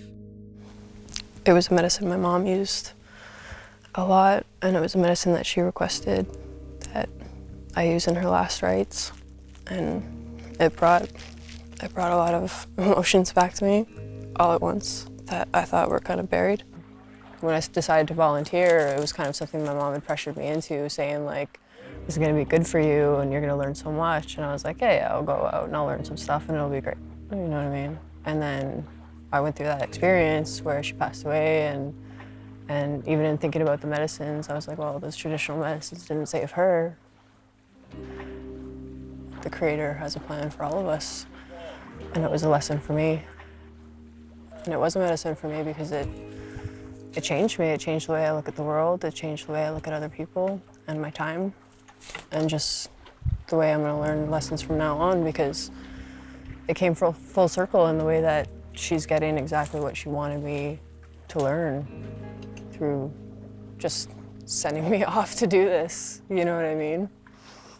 And then you realize that's something that's a learning process for yourself too, that these are people that I'm gonna learn from, and that maybe I'll teach something too, like, I don't know what, but, but I'm definitely learning a lot from these people. And just realizing that in the way that Pauline was talking, they have their own medicines. Every one of them has their own medicine. And even Gabrielle, she had her medicine. And it's just about how you utilize it. It's about recognizing it, and you have to stand up and answer the call, basically.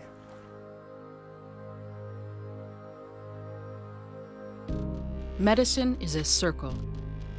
By healing ourselves, we become the healers. We must share to survive, unite to thrive. On the land, our bodies and spirits can grow strong together. Every choice shapes our legacy. Can we save our future by healing the past? Are we brave enough for a new beginning?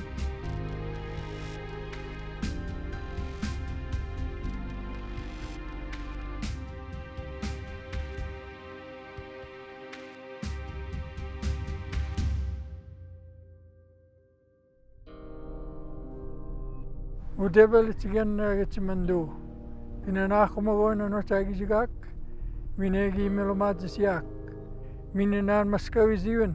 Nestaga stentagus win. Mlogono manan. Nesta shawene manan. Anut nesta kagege. Hinabu agege gon anut tayan. Melomat siak no tagi jigak. Anut nesta kagege. Mingwes gitsimando. Mingwes gitsimando.